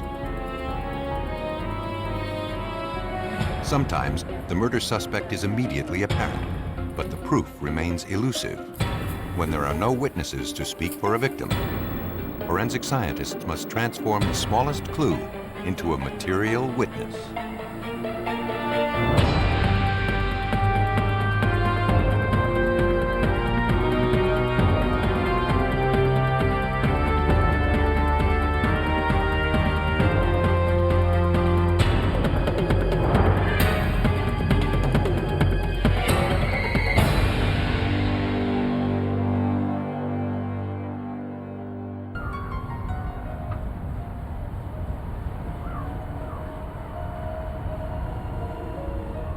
Tucked away in the Gulf of St. Lawrence in the southeast corner of Canada lies the remote and sparsely populated Prince Edward Island. On October 7th, 1994, the Royal Canadian Mounted Police, or RCMP, responded to a complaint about an abandoned vehicle found on private property. When the constable arrived, he discovered the car resting a few hundred yards off a private road. No tags were present.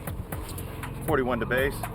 A check on the vehicle identification number revealed it was registered to a woman named Shirley Duguay. Number IG4, AB69. Police arranged to have the vehicle impounded and then began trying to track down the owner. But when the woman failed to return their calls, detectives decided to go to her address. There, they were met by Shirley Duguay's father and her children's babysitter. The news of the abandoned car concerned them. Shirley, they said, had not been heard from in some time. The babysitter said that she last saw the 32-year-old mother of 5 4 days earlier. Shirley was leaving to run some errands. She never mentioned where she was going. She said goodbye and promised to be back in a few hours. For RCMP Inspector Alphonse McNeil, the story had raised a troubling question. We wondered why they didn't report her missing. They said that they were concerned that an ex-common law spouse by the name of Douglas Beamish, who she had the three young children with, would end up getting the children if social services found out that she was missing or gone. So they tried to hold back that information as long as they could, hoping that they would find her. For investigators, the time for waiting was over. Fearing that harm may have come to Shirley Duguay, police processed her abandoned vehicle for clues. What they found was not encouraging. Dozens of tiny reddish-brown stains tested positive for human blood. And barely visible bloodstain patterns found on the windshield and larger ones on the seat were consistent with having been caused by someone being punched or bludgeoned. There was blood in the vehicle. Shirley Duguay had been missing for 4 days, so we were concerned that Shirley Duguay had met some form of demise in that vehicle. Investigators returned to the area where the abandoned car had been found.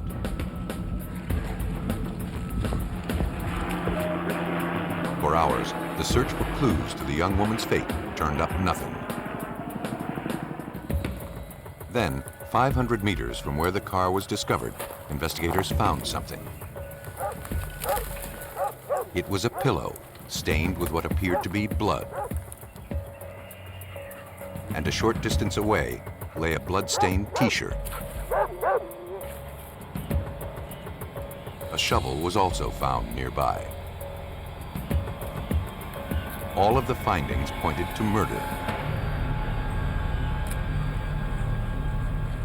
And the shovel led police to believe that Shirley had likely been buried somewhere close by. But a thorough search failed to produce the victim's body.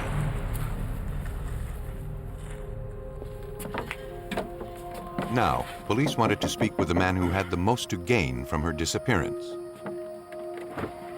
Her ex-common law husband and the father of 3 of her children. Doug Beamish admitted that he and Shirley's relationship had been troubled in the past.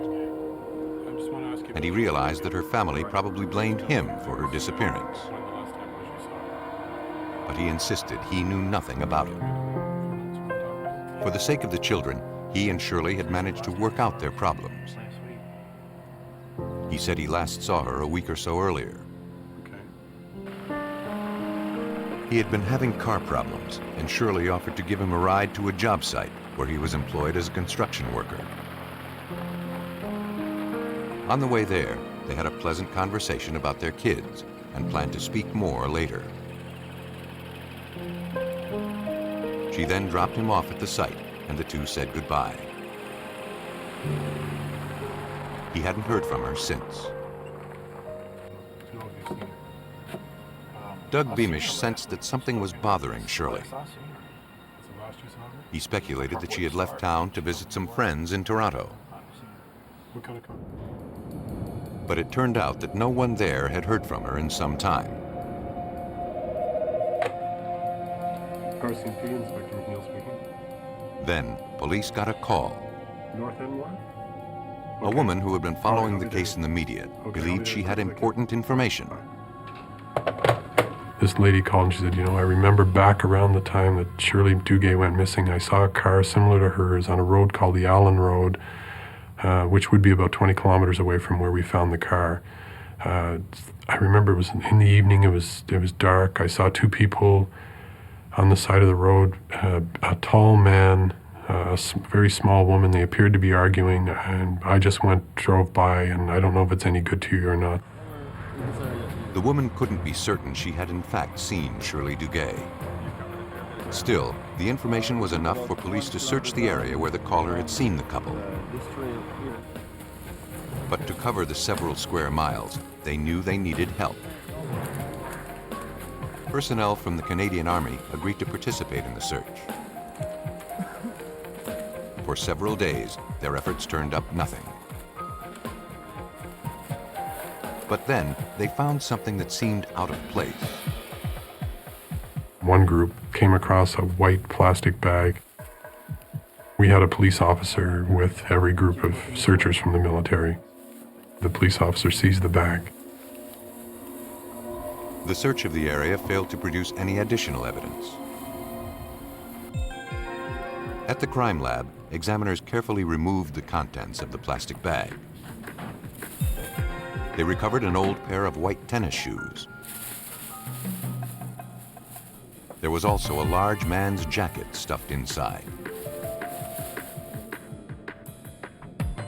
Several fibers and a single white hair were recovered. But further scrutiny revealed the presence of tiny stains that tested positive for human blood. Based on the information provided by the witness, police believed it had originated from Shirley Duguay. Now they needed to prove it. But there was a problem.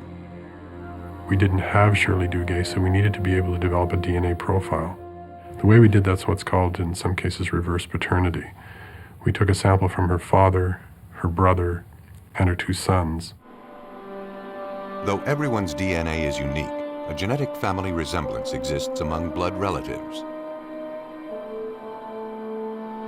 When the genetic profiles were compared, examiners concluded that the blood found on all of the evidence had originated from Shirley Duguay. Though the 32-year-old mother's whereabouts remained uncertain, all the evidence suggested she had been the victim of a violent crime.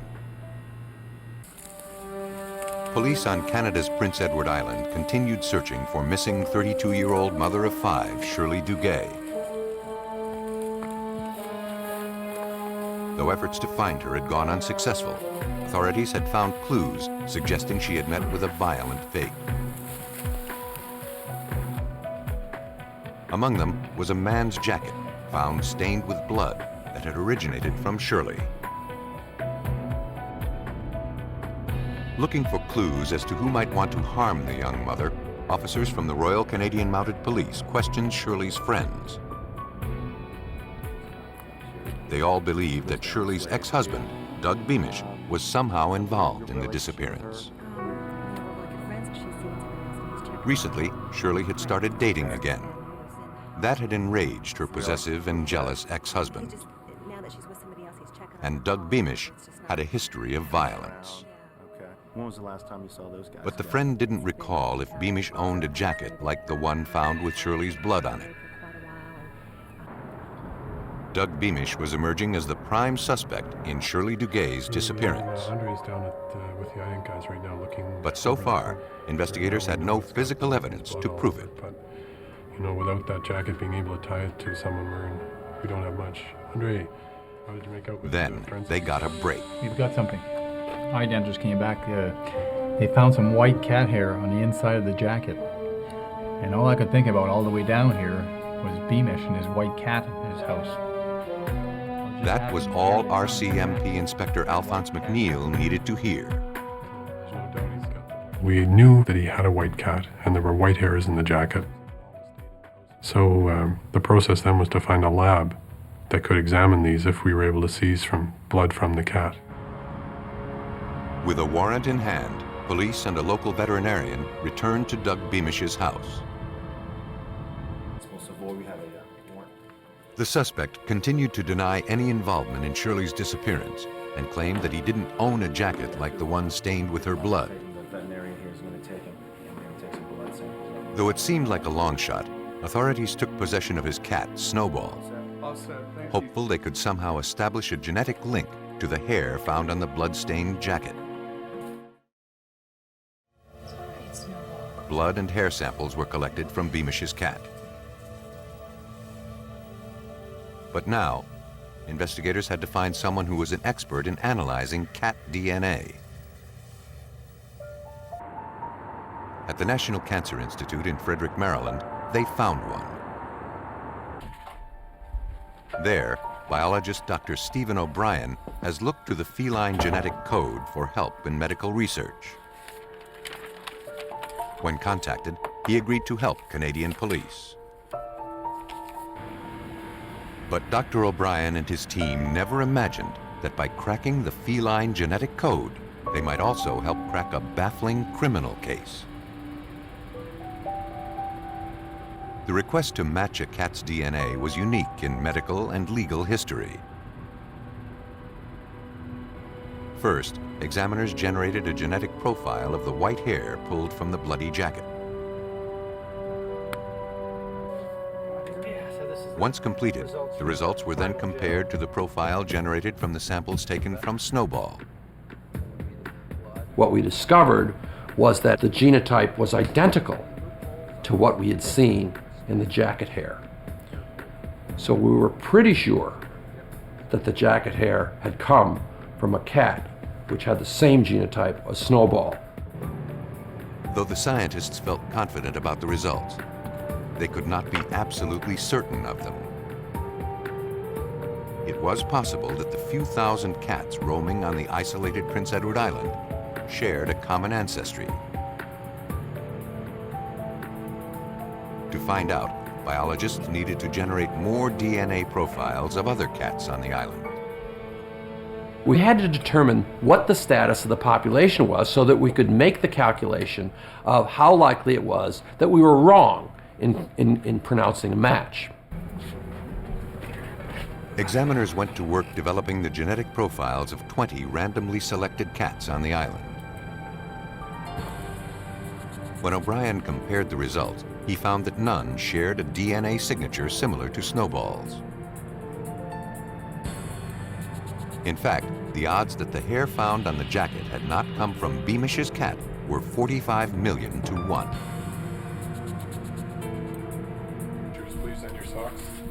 Through Snowball, authorities had established a link between Doug Beamish and a jacket stained with his ex-wife's blood. But Inspector Alphonse McNeil wasn't satisfied. Next, he obtained a warrant to collect impressions of the suspect's feet. Good. Step out 1 foot at a time. Now, he hoped to tie the suspect to the pair of white running shoes found with the jacket. We thought, well, if we can put those running shoes on the feet of Douglas Beamish somehow, that would be pretty solid evidence besides his cat. Dr. Keith Bettles, a forensic podiatrist, received the evidence. He began by creating plaster casts of the suspect's feet in order to reveal all of the unique characteristics. People's feet are unique because we walk on them all the time. We have lots of different stresses, lots of different forces on our feet. Feet are practically as individual as fingerprints. The casts of Beamish's feet lined up perfectly with all of the wear patterns observed on the insoles of the white shoes. A single strand of cat hair and a discarded pair of shoes had given investigators the evidence they needed to implicate Doug Beamish in the disappearance of his ex-common-law wife. right down there. Just Then, 7 months after Shirley Duguay went missing, badly decomposed human remains were discovered buried in a remote wooded area. Dental records later confirmed that the victim was Shirley Duguay. And the medical examiner classified her death as a homicide. A short while later, Douglas Beamish was placed under arrest and charged with first-degree murder. Investigators believe that Beamish couldn't handle Shirley Duguay dating other men.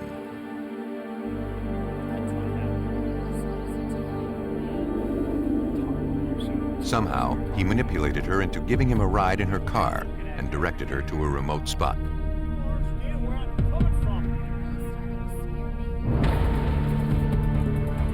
Once there, he beat his ex-common-law wife to death. He then buried her body in a remote area and abandoned the car. Douglas Beamish was convicted of second-degree murder and sentenced to life in prison. No place is immune from violent crime. And even the friendliest towns have their problems. Mansfield, Ohio has been called one of America's most livable cities, which makes what happened here all the more surprising.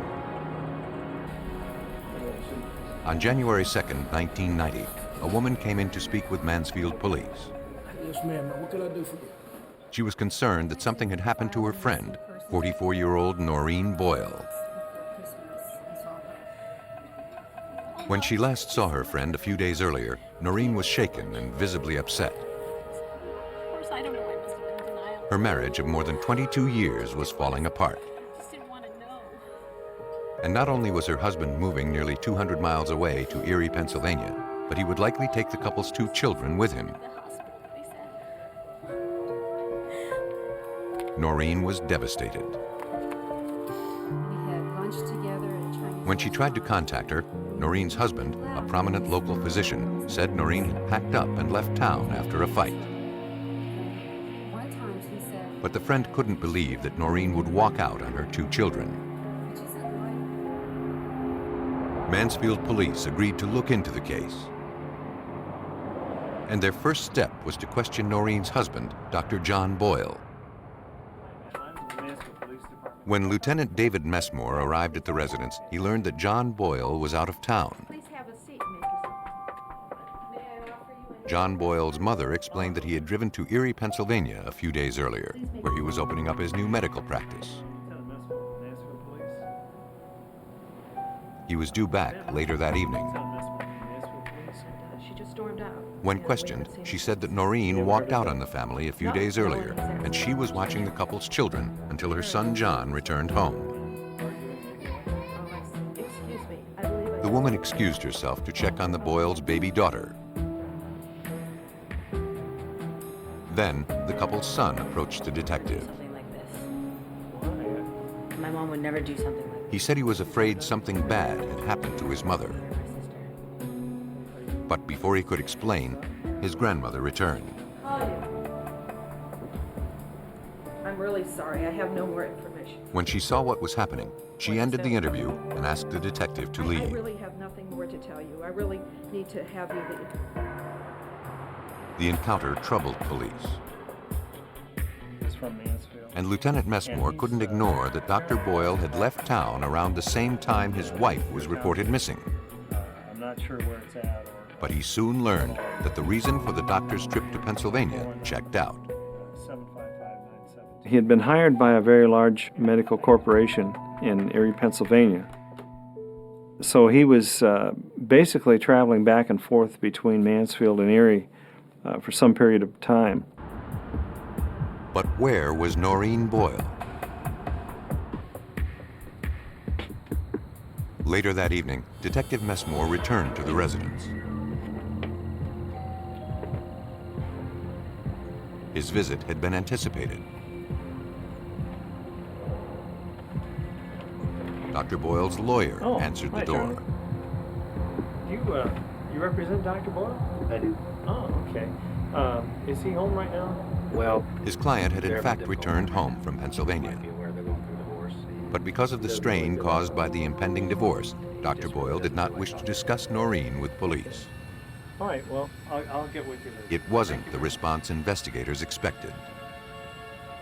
I was somewhat stunned that in the event of a missing person in your family, you would hire an attorney to represent you when there's no accusations or even any allegations of wrongdoing or even criminal matters involving the family. So that was certainly a very unusual situation. I was not the only nurse. To find out what Dr. Boyle might be trying to hide, police questioned his friends and co-workers. Professionally, all agreed Dr. Boyle had an impeccable reputation. But personally, he was known to be a womanizer and rumored to be involved in numerous affairs. In fact, one of his alleged mistresses was pregnant.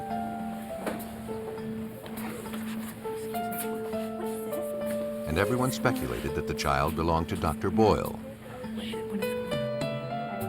Though that made him a bad husband, it didn't mean he was capable of physical violence. In fact, only one person seemed to believe otherwise, and that was the Boyle son.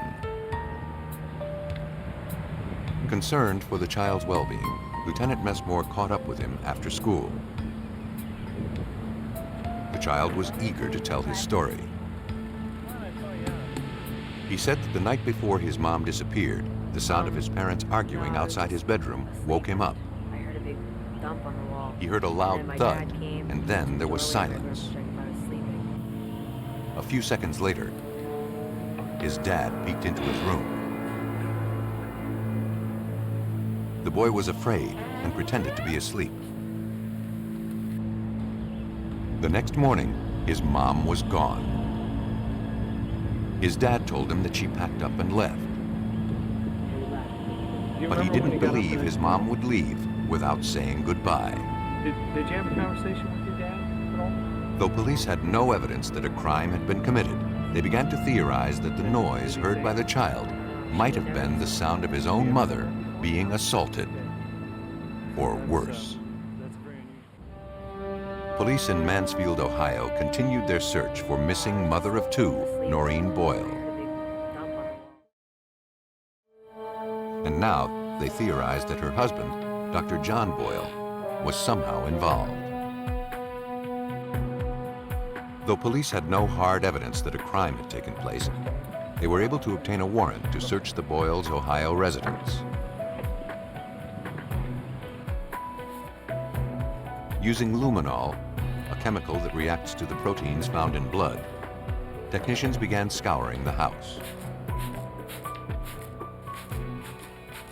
But their efforts failed to turn up any evidence of a violent crime. Still, investigators persisted. To learn more, they contacted authorities in Erie, Pennsylvania, where Dr. Boyle was setting up his new medical practice. Hi, Mill Creek Township Police Department. Pennsylvania detectives tracked down a real estate agent there who had recently sold a house to Dr. Boyle and a pregnant woman who introduced herself as his wife. She recalled that Dr. Boyle was particularly interested in the home's concrete basement floor. He said he was eager to tear it up in order to build a playroom for his children. He offered to pay the asking price as long as he could take possession of the house immediately. The real estate agent turned over the sales agreement, which was signed by both the doctor and his wife. Pennsylvania authorities forwarded a copy to Mansfield Police Lieutenant David Messmore. In that copy, it was noted that Dr. Boyle signed it, and also an N. Sherry Boyle. And checking further into the background, it was quite obvious that Noreen's name was not Sherry for a middle name. Dr. Boyle had purchased the home with a woman pretending to be his wife. investigators subpoenaed the suspect's most recent credit card statements. They learned that he had used his card to rent a jackhammer and to purchase indoor-outdoor carpeting and a load of concrete. Suddenly, all of the pieces were adding up. I had the feeling and very strong suspicion that the body would be in that location. Pennsylvania authorities issued a warrant to search the basement of Dr. Boyle's new home. Beneath some shelving and the indoor-outdoor carpeting, they found a badly poured patch of concrete. It was roughly the size of a makeshift grave. A crew was called in to dig up the concrete floor. After some time, they recognized the unmistakable smell of a decaying body. Then, a few feet down, they discovered a tarp. And inside were the badly decomposed remains of a human body.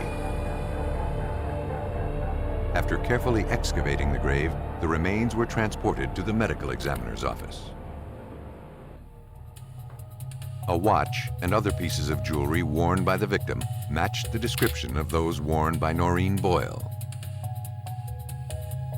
And dental records confirmed that the victim was, in fact, the 44-year-old mother of two. Noreen had been savagely murdered.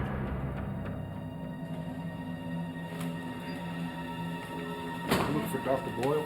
On January 26, 1990, almost a month after his wife disappeared, Dr. John Boyle was arrested in Ohio for suspicion of killing Noreen.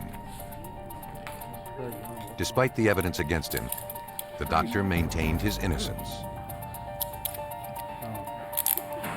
Okay, sir. Someone was trying to frame him.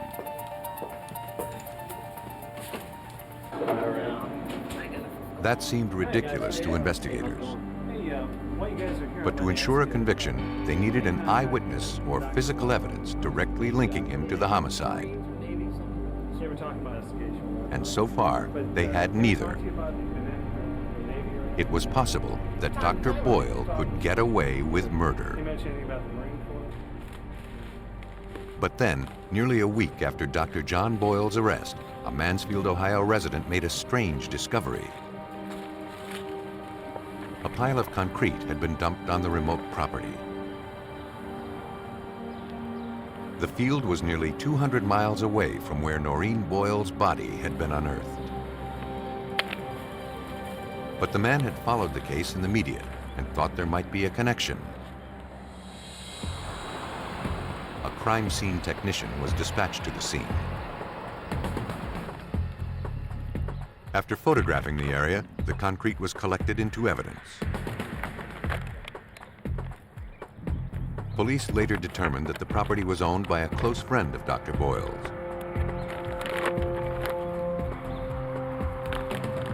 The doctor had been there on numerous occasions. But to prove murder, police now needed to show that the concrete found in Ohio had originated in the suspect's Pennsylvania home. Police had found missing 44-year-old Noreen Boyle buried in the basement of her husband's new Pennsylvania home. Though investigators had a strong circumstantial case against her husband, they hoped a pile of concrete found in an Ohio field could physically link him to the murder. The samples collected from the field, along with concrete taken from the crime scene, were sent to CTL Engineering in Columbus, Ohio. There, lab supervisor Larry Piscitelli is an expert in analyzing the microscopic nature of rocks and concrete. Without being told where the individual samples had come from, he was asked to determine if any of the concrete pieces had originated from the same source.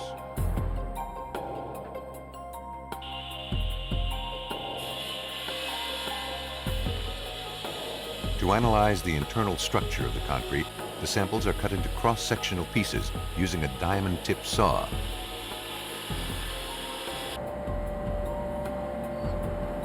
Once completed, The surfaces are smoothed and polished. Then, Piscitelli subjected the evidence to a high-powered microscope. Concrete is a mixture of stones, gravel, and sand, called aggregate, bound together by a cement paste and some trapped air. With the help of a computer, Piscitelli measures and counts each of these components. To the average eye, all concrete looks pretty much alike. But in fact, each chunk has a unique story. Each piece of concrete is usually different because the components vary slightly. Even if they come from the same load of concrete, two different samples from the same truckload can be different because the percentages of the air voids, the small entrained or entrapped air voids, can be slightly different. Piscitelli was unable to find significant similarities between most of the samples. But when he analyzed the results, he found that two of the pieces stood out from the rest. They shared the exact same number of unique components. These two pieces of concrete had some unique characteristics that were peculiar just to those two pieces of concrete, and based on all the data and analysis, the numbers being exactly the same, I was able to show that those two pieces of concrete came from the same structure. Of the two samples that matched, one had come from the pile of rubble found in Mansfield, Ohio. The other was collected in the basement of the suspect's new home in Erie, Pennsylvania. Police now had enough to charge Dr. John Boyle with murder.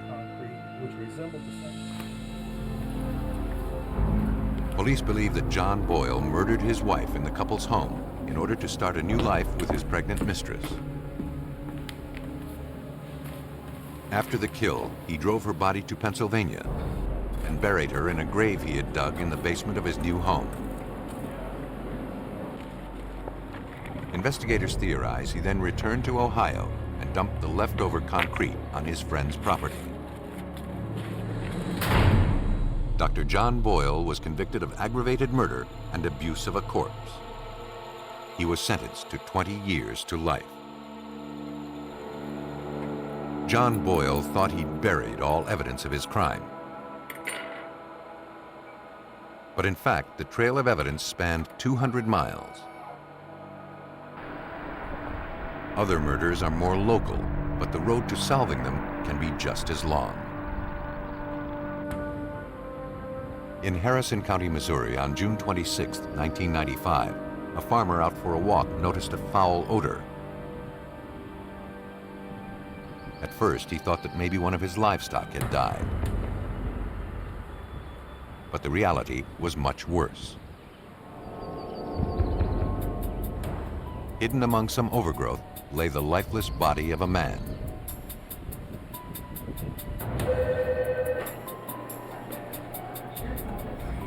After receiving the 911 call, dispatchers contacted officers of the Major Case Squad, a group of law enforcement personnel from several neighboring jurisdictions. Bethany Police Chief George Martz was among the first to respond to the scene. We had no idea when we arrived who the victim was. There was no identification on the body that we were able to determine at that time. But the manner in which he died was clear. He had been shot several times. Police recovered an empty box of ammunition. And a few feet away, they found several spent shotgun shell casings. Then, Sheriff Greg Kuhn from the nearby Grundy County Sheriff's Department arrived at the location. He believed he recognized the victim as a local resident by the name of Al Pinniger.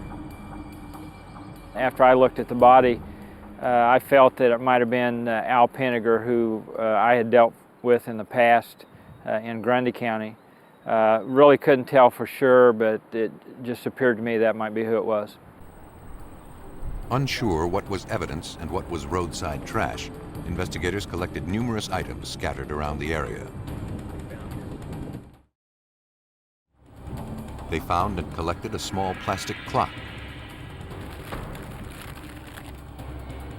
On the back was torn adhesive with tiny synthetic fibers clinging to it. They also located a single strand of brown leather lying in the middle of the road. Police hoped that somewhere among the debris were clues that could explain this brutal murder. At autopsy, the medical examiner confirmed that the victim had died as a result of several 12-gauge shotgun blasts. He'd been shot twice in the back and once in the face. The victim's fingerprints were lifted and then passed on to Harrison County Police.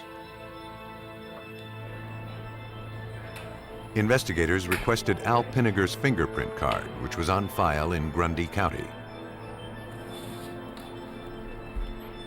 When they compared those prints with the ones taken from the homicide victim, they found a perfect match. Now, detectives from the Major Case Squad had to figure out who wanted Al Pinniger dead. Major Case Squad. Soon they got their first break. Okay, when did she report him missing? Police learned that the victim had been reported missing a few days before his body was discovered. Okay, thanks for calling. And the report had been filed by his fiancée. Police immediately arranged for an interview. The victim's fiancée told detectives that she and Al had been living together for some time. She said that she last saw him a few hours before he went missing. You need anything from the store? She had left the house to go run a few errands. All right, see you later.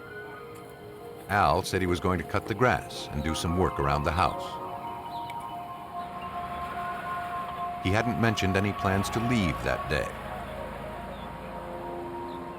5 days ago. Recently, she had been trying to help him overcome a drug problem. He had been doing his best to stay far away from his drug-dealing friends. John Middleton and Usually stay in the middle of the line, or was it great? She suspected, however, that he had seen some of them that day. what happened. When I came When she returned home later that afternoon, she passed a pickup truck coming out of her neighborhood. She didn't see Al in the truck, but she knew the vehicle belonged to a couple that he used to deal drugs with. So he's been dealing with drugs? She believed Al may have been ducking down to avoid being seen. when I was driving. When the fiancé arrived home, she discovered that Al and his 12-gauge shotgun were gone. The information provided police with their first real lead. Okay, guys, here's what we got. They ran a background check on the couple, identified as John Middleton and his girlfriend Maggie Hodges. Decomposed. You and Rodney. Middleton had an extensive criminal record, mostly involving drug-related offenses. To find out why he may have wanted to harm Al Pinniger, police tracked down Middleton's known associates. One informant described Middleton as an extremely unstable and violent person. Hodges and Middleton. He said that as a result of police efforts to crack down on local drug dealers, John Middleton had become increasingly paranoid.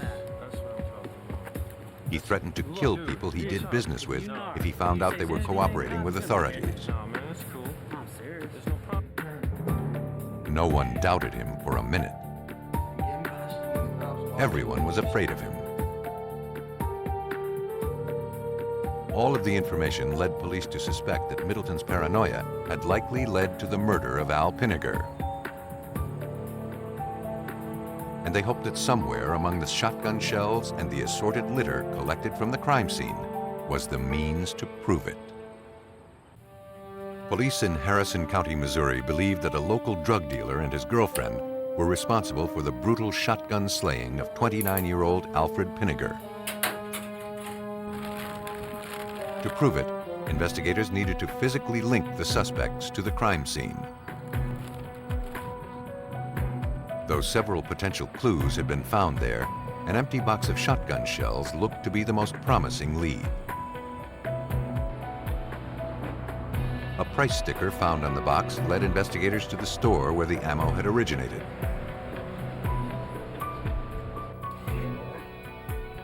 An employee there pulled recent sales records. According to receipts, several boxes of shells were bought on the day of the murder. The clerk recalled that 2 men and a woman had come in together to make the purchases. She also remembered something else. A few hours after the purchase, 2 of the 3 customers returned to the store. They had unused cartridges and wanted to return them for a refund. The clerk didn't recall seeing the other man who had been in with them earlier. When shown photographs, she picked out Al Pinniger, John Middleton, and Maggie Hodges as the 3 who bought the boxes of ammo earlier that day. Did she come back the second time? Yeah. And she identified Middleton and Hodges as the 2 who came back to return the unused ammo. Though the evidence didn't prove murder, it was enough for police to obtain arrest warrants. Believing that Middleton and his girlfriend were capable of great violence, police cautiously approached the house they shared together. John Middleton was quickly subdued.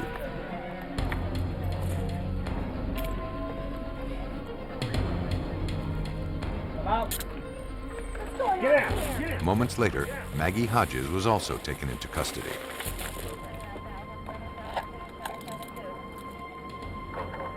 After the suspects were removed from the scene, police began searching for proof of murder.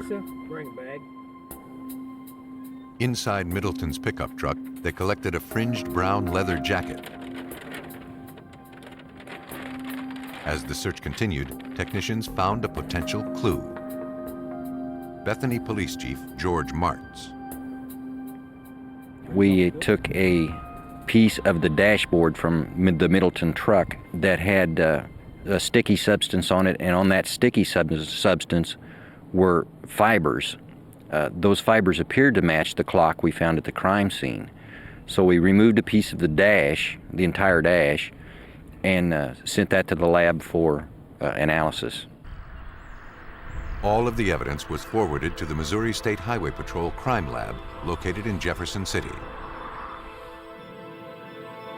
There, criminalist Kathleen Green worked the case. Almost immediately, she noticed that the fringes on the brown leather jacket appeared identical to a piece of brown leather found at the crime scene. I looked at the jacket to see if there was any fringe missing from it, and did find an area where there was a piece of fringe missing. I then compared the question end of the fringe to the question area on the jacket to determine if it was originally attached to it. Though the pieces lined up well, Green was unable to conclusively state that the piece of leather had in fact come from Middleton's jacket. She turned her attention to the stick-on clock found near Al Pinniger's body. When she compared the adhesive on the back of the clock to the adhesive stuck to Middleton's dashboard, she found numerous similarities. It was the same size, it had the same coloring, they were both made of the same type of material.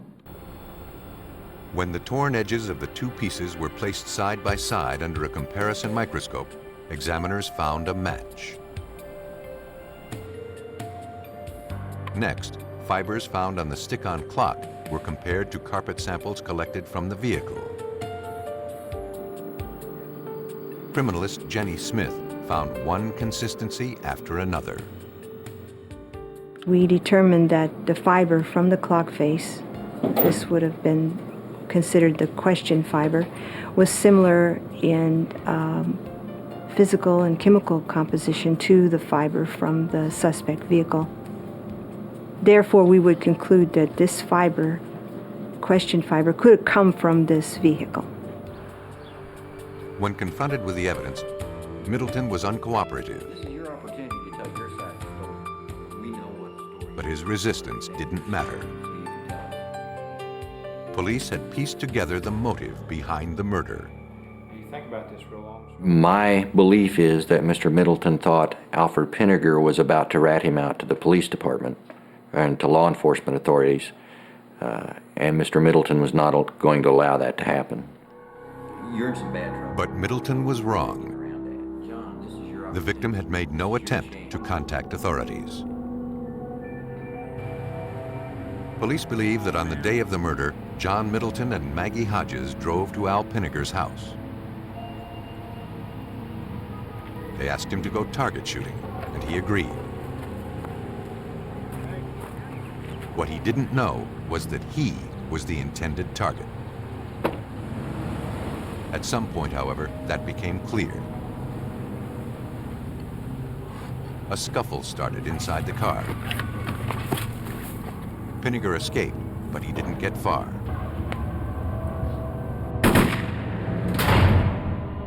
John Middleton was convicted of first-degree murder and sentenced to death. Maggie Hodges pled guilty and was sentenced to 50 years in prison. It takes motive and opportunity to commit a murder. And it takes hard evidence to solve one. When clues are few, forensics experts provide the know-how to turn the most ordinary object into a material witness.